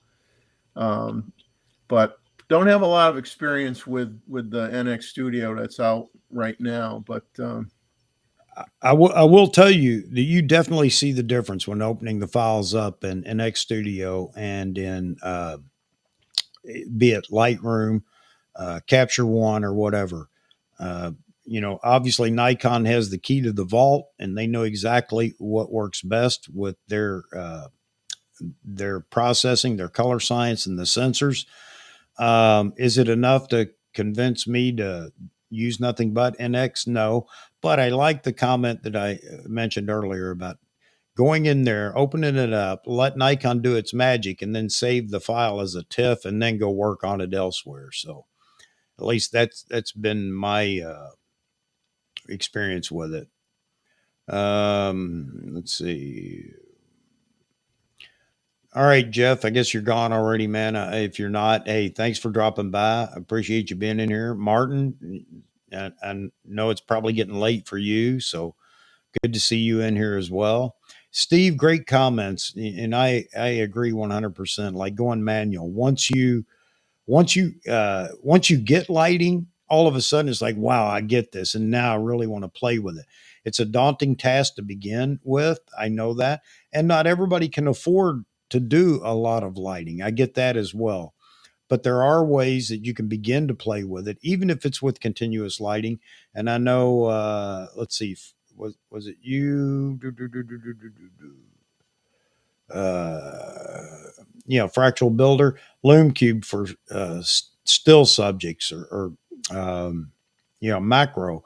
Yeah. And that's a whole other discussion when it comes to lighting. So, yeah, man, there's just so many facets of lighting to, talk about and learn and play with. Um, Yeah, you get into macro, it gets pretty complicated. Nikon used to sell, well, they still sell it. They'd have like you can get the ring light, or they had that other unit where you had small flash units that you could slide around into different positions. yeah. Oh God, that could get crazy. Yeah, and I'm not going to make light of the fact that it does cost money to play with lighting. There are cheaper avenues to start out, yes, but here's another thing: if you think you had gas with cameras and lenses, watch out. You You'll watch videos about lighting, and there's the new modifier. Oh man, I get the same results. No, but they're not going to tell you that. But gas is a problem when it comes to lighting because there's always something new in lighting that you think here's the next best thing. And I'm all for you getting what you want, but I'm not going to say that it's cheap to get into lighting. It is not. Although it's a lot cheaper now than it was in days gone by, and I'm sure Roy will talk about that as well. But you can get, and look, when we start talking about CRI, or color rendering index, and things like that, there's nothing wrong with a cheaper strobe light or something to start with that may not be perfect, but just to understand lighting and begin to have fun with it. And 99 times out of 100, nobody will notice that it has this cast, whether it be magenta or green cast or whatever. If you're going to do it for product photography, you're going to use lighting for product photography and things like that. Yes, you got to be spot on and you got to buy better equipment to do that. But just to have fun with lighting and learn the basics, no, there are some great deals out there for some very cheap home strobe lights, not just speed lights, but strobe lights to start playing with. And it's so much fun once you get started and it clicks. All of a sudden, man, I just want to shoot with lights all the time. It's one of those things. Uh, Charles saying it's almost a separate skill set from photography, but yet it's part of photography, and it is, but it's not all photography. We notice lighting every time we walk out of the house with the way the shadows are cast, the soft or hard light, and how it accents things and different things like that. Just carry it over into your photography. Once you start playing with it and you begin to see results, you'll be amazed at what you can do and realize that, wow, these portraits that I've taken before, now I can really make these pop or do something different. So, gas is always a problem, absolutely. But man, when it comes to lighting, it can really become yeah, and this is a good point here by Roy. Lighting is like cameras, an ecosystem to buy into. So, absolutely right, Roy. I would suggest anybody that wasn't sure or doesn't have a lot of money, you can look at some of and bring that to the chat when we're having live streams, and we'll all weigh in on what we think about, this cheap light versus this expensive light or whatever. And just understand everybody's going to have an opinion. But the point here is that if you don't have a lot of money to experiment with, there are some cheap strobe lights out there that are very good. And again, professionals will tell you that it's not good, and here's the reasons why.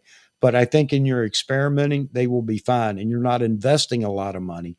Once you realize I really want to get into lighting, just as Roy said, then it's time to invest in a brand and stick with it. And there are a lot of brands out there, and everybody's going to have their own preference. All right. Had a lot of good discussion today about everything. Yeah, I think we've covered just about everything. All over the park today. When I get gas, there you go. Yeah. There you go. Outside location. Wait a minute. Again, you guys are so fast, I can't hit the button quick enough. Outside location, yeah, absolutely. That's its own animal as well. There, once you learn the basics, you can start applying it to so many different situations. So yeah, I think that's where you start in lighting, and then go experiment. Inside's different than outside. fill light, or do you want it to be a more artsy portrait outside? When I say that, I mean it's obvious that it's not just fill light and it's not just natural light, but it pops for a reason because you've learned lighting, and you can adapt it to whatever you're doing. So yeah, there's so many things to learn about lighting.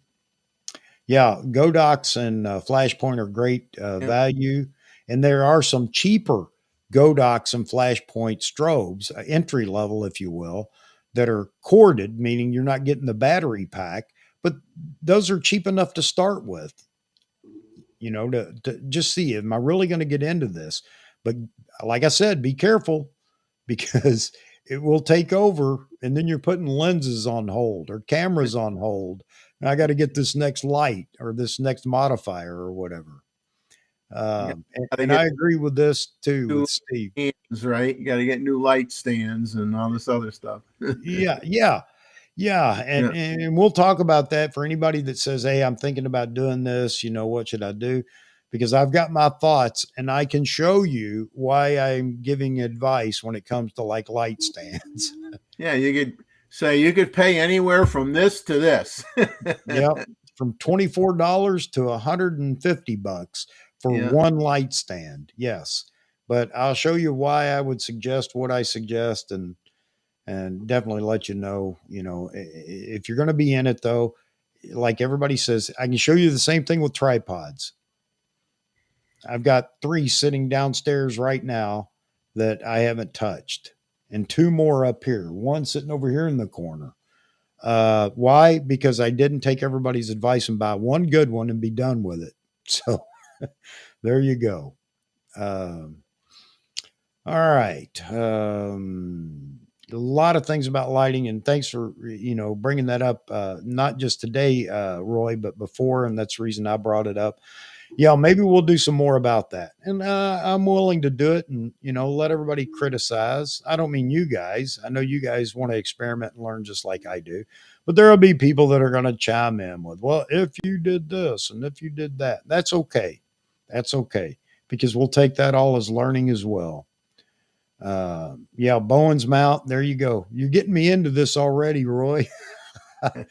Yeah, there are reasons to buy with Bowen's mount, and you don't get that with all manufacturers, although it's become pretty standard. And for those of you that don't shoot any use lighting or anything, it's just how the modifier, the soft box, the strip box, the oh shoot, beauty dish or whatever, all the modifiers that you would put on a light, it's how they attach.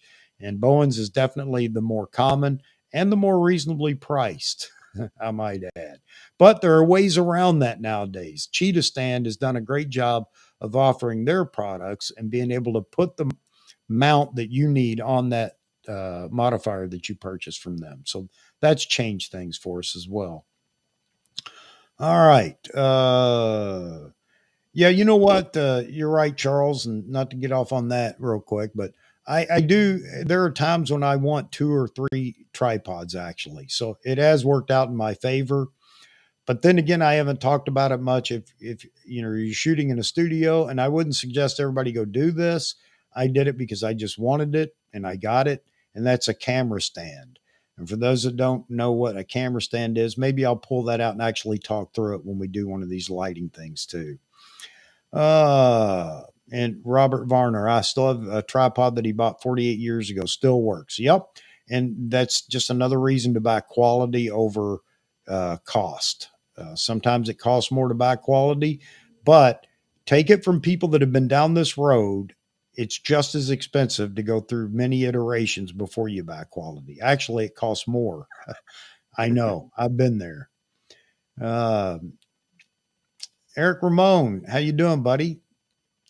And this is the reason these streams go so long. People come and go or come in late or leave and come back or whatever. But I do think I'm getting ready to terminate this. It's been a great chat today. As always, you guys have been great. Jeff and Dave have been fantastic. A lot of experience in here. Love talking to you guys. Love you guys talking to each other. And I loved having this opportunity to provide the platform for you guys and for us to have a good time. Oh, wait a minute, wait a minute. See, there you go. He got my attention. Truly believe we're getting a Z8 announcement very soon, maybe by the end of the month or early in September. I'm sticking with it. Well, I don't know. I hope you're right. I don't have anything that gives me that indication that it's like in the next month, other than all the talk that's been going on. But when you start again looking at things that are taking place, if the Z7 is being actually is going out of production, then that tells me that tooling may have begun for a new camera. Because if they're saying that it will no longer be in production, you can bet that it's been out of production already for some time. They're just now making the statement. So I'm with you, Eric. You know what? It's going to be fun. We're going to get to, there are some people out there that are being so smug and whatever. We get to rub it in their nose a little bit that, yep, we were right. And if I'm not, I'll be the first here to apologize, as I've said before. But I think you're right. I think we're getting, I'm already saving for it. That's how confident I am. How about that? And maybe even going to liquidate a few things here soon just to make sure I've got it ready to go when the moment happens. Yeah, tripods and light stands, two things to invest wisely in from the get go, or they will definitely cost you in the long run. Not that the cheaper things don't hold up for a while, but well, eventually you want something that's much better. And why not start off with that? I understand money is an issue a lot of times, but anyway, we have that conversation. Maybe that's how we start this, Roy. We start out talking about some of the equipment and lighting and giving the pros and cons before we even begin shooting. What do you think about that, Roy? Would that, because I think that could tie up a whole show Oh, just yeah. showing all the items and talking about, what. Yeah, I mean, why would you use an umbrella versus a softbox? Why would you use a diffusion panel? Why would you use all these other options you could stick in these boxes and everything, and Yeah. for what purpose does it serve? And because sometimes there's so much stuff out there, you start wondering, if you're not experienced in using it, you say, well, doesn't that kind of do the same thing? Well, Yeah. but then you see that people have one of this and two of those and three of the other, and you're like, well, do you really need all that stuff, or could you get away with just one or two things? It's Yeah. Um, yeah, there you go, Roy. Good point. Darker light studio. Since I like dramatic portraits when it comes to lighting, I'm always in a dark studio, or I eliminate as much of the ambient light as I can. But we can do it both ways. But I think maybe, and you guys tell me, drop it in the comments what you would like to see about lighting, and we'll try to put it together because I am interested in this as well. I think it'd be a lot of fun. But I do believe that maybe the first show on lighting would be, because I have just about everything that we want to talk about. And that's not bragging, that's stupidity. I bought so many things because this will make me the greatest in lighting, just like people do with cameras and lenses. And I'll admit it.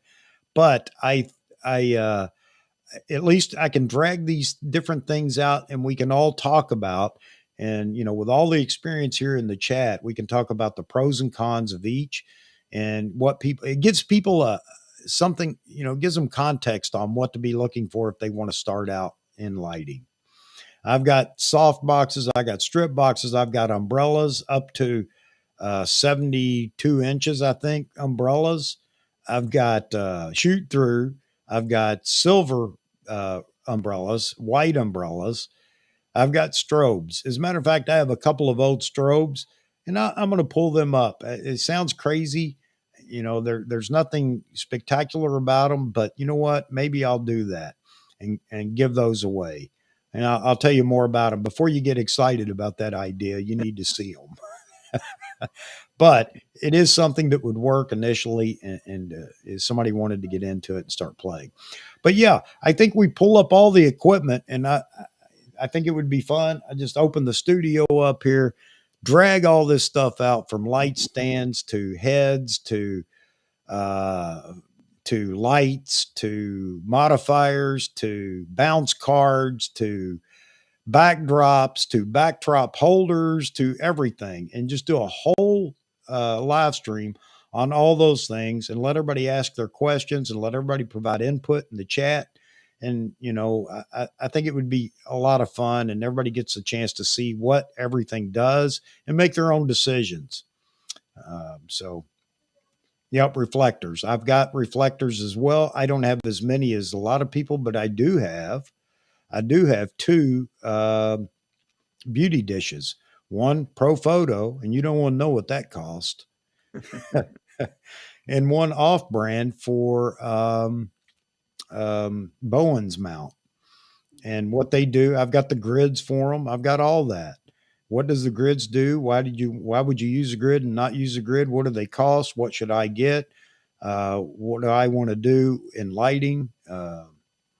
Yeah, Seth does. Seth is very good about that kind of stuff. And Daniel Norton, for those that don't know, Daniel Norton on Adorama channel does, they were doing a once a week, him, Gavin Hoey, and Seth Miranda, and some others. And they're good.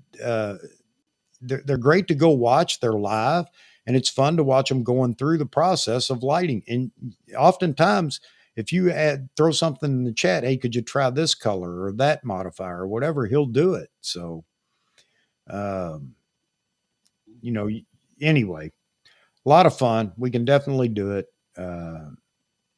Hey, Mike, thanks for being in here. I understand. I've been in here about 20 minutes longer than I expected to be. Yeah, Roy. And see, Roy, that's just it. If we do this, and I'm really excited about it, you got me going now, guys. I'm excited about not shooting first. And maybe we do, set them up and shoot something against the backdrop just to show a pattern or whatever. But I'm really excited about this because, yes, as you mentioned there, perfect skin, because you're using hard light. And what does that mean? Hard light versus soft light. What do they use in fashion photography? Beauty dishes are a go-to. Hard light is a typical. And why is it fashion would use hard light? And I can't answer all these questions with great detail, but you guys in the chat will be able to answer a lot of those questions. But I can pull out these different things and we can talk about it, and you guys can weigh in with, again, the pros and cons, cost, and other things that go along with it. So if that's interesting to you guys, drop me a comment. And I say that because I'm not going to go back and rewatch, 3 hours of this to get all these chat comments. I've just got so many other things to do. But if you'll leave a comment, I'll respond to it, and we'll definitely put this into motion. And it'll be just one of the other things that we do. Maybe we do a monthly thing where, once a month, just like our photo review, we have another lighting night or whatever. So, again, you guys are the best. I really appreciate all the comments that you're willing to share and everything else with everybody else, not just with me. And we'll make this happen. Make things even better for everybody to come in and join. And for those that just happen by to complain about how wrong we are, I love that too. But maybe for those that are experiencing challenges in lighting, we can help out, or maybe those that just want to dabble in lighting, they don't know if they want to do it or not. We can do it and try to inspire some others. All right. Yeah, I agree, Roy. Lighting will improve your images more than anything else. No doubt about it. It will. And once you start playing with it, again, you'll come up with some images that you're like, wow, I did that. The key though is being able to do it repetitively. So as you're doing this, and you stumble upon something, there's a reason to take notes of what you're doing so that you can repeat it. Write stuff down. Yep. Repeatability is how you really get good at it. And it becomes a service you can offer to people because they see your photos and say, I want that. Being able to go back and recreate it is the key. So, all right. All right, everybody. Yeah, I'm going to pull the plug on it. I'm going to turn it over to Jeffrey in a minute. Make sure you go by and see Dave Moots Photography, Steve Land Photography, or D Moots. It's D Moots Photography, Steve Land, and you can drop it in there if you're still here, Steve. Vahagan, by all means, if you haven't, if for somehow you're in my live stream and you don't know who Vahagan is, you definitely need to go check out Vahography here on YouTube. He's become a great friend, and he's just a lot of fun to be around. He's put together some great videos. If you want to learn or just be entertained, he has some great entertaining videos out there as well. So make sure you check them out, and make sure you check out Mr. Selective Imagery, Jeffrey Neville. But I'm going to let him pitch his own channel. Behind the scenes pictures. So you guys just keep me going. It never fails. I can't get away. It's not your fault. It's my fault. But you're right. BTS, behind the scenes photos, are a lifesaver when trying different lighting because it's so much easier to look at that photo and see where all the lights were set, whether it's one or a dozen, and being able to repeat it. Absolutely agree, Steve. Good point. Yeah, take a photo of the setup. Absolutely. All right. Again, go ahead, Jeffrey. Lay it on us, man. Well, I want to say also check out Greg Wilson's Nature Photography. Greg's got a Yes. YouTube channel, and you got Jeff and Leslie Wildlife Photographers. Yes. A lot of people in here that have channels now, which is all great. We're all trying to support each other and get people to check out everybody's stuff because everybody does great stuff. My channel, as Chuck says, is Selective Imagery, and I try to put out stuff usually a couple times a week, a couple different things. And the last few have been causing a little bit of a stir because they're kind of criticizing the local state park a bit about some things, and people have, not myself, but friends have put it on Facebook, and so it's been getting a lot of responses about what's going on. But I think just to not get on a soapbox too long, I think if you have an interest in any genre of photography and whatever it is, and it's a passion, that I think you have to be supportive of it, supportive of other people that do it and want to do it. And you also have to be, if you're into nature and wildlife photography and bird photography, you got to care about what you shoot, and you got to help protect what you shoot. Yeah. Because you want it there for the next generation. You want it there for other people to enjoy. You don't want to see it go away. Yep. So if you see something that ain't right, don't be afraid to say something. Even if you get where you're not so popular with some people, whatever, just do what you feel is right, and don't be ashamed of doing that. But anyway, that's all I got to say. I thank everybody for their support that's gone to my channel and made comments. And hopefully I will be able to join Chuck on Saturday and see you guys then. All right, gentlemen. Thank you very much, Jeffrey. Thank you for your conservation effort and that. Appreciate that. I love watching your videos. As you know, you just reminded me, I'm going to get my whiteboard out and put it up here. I've got so many people that I need to plug, and I need to plug because they are great channels, and I hope everybody will watch. And I find myself forgetting different channels. There's so many now, and I think that's a good thing, but I'm definitely going to put the whiteboard up so I can go down the list. Check out, because I do believe in all these channels. All right. That said, thank you all. Thank everyone. And we will see you back here Saturday night, or at least I hope I will. Saturday night, 9 p.m. Eastern time. And we'll go through it again, but we're going to talk about some of the things we talked about here at the end of the chat. We'll bring it up Saturday night and run it through the ringer and get it all ready to go and make some of this stuff happen. Appreciate all of you. Great people out here. God bless you all. Have a good rest of the week. We're on hump day here, so let the downhill slide be comfortable. All right. All right, everybody. Thank you very much. Take care, everybody.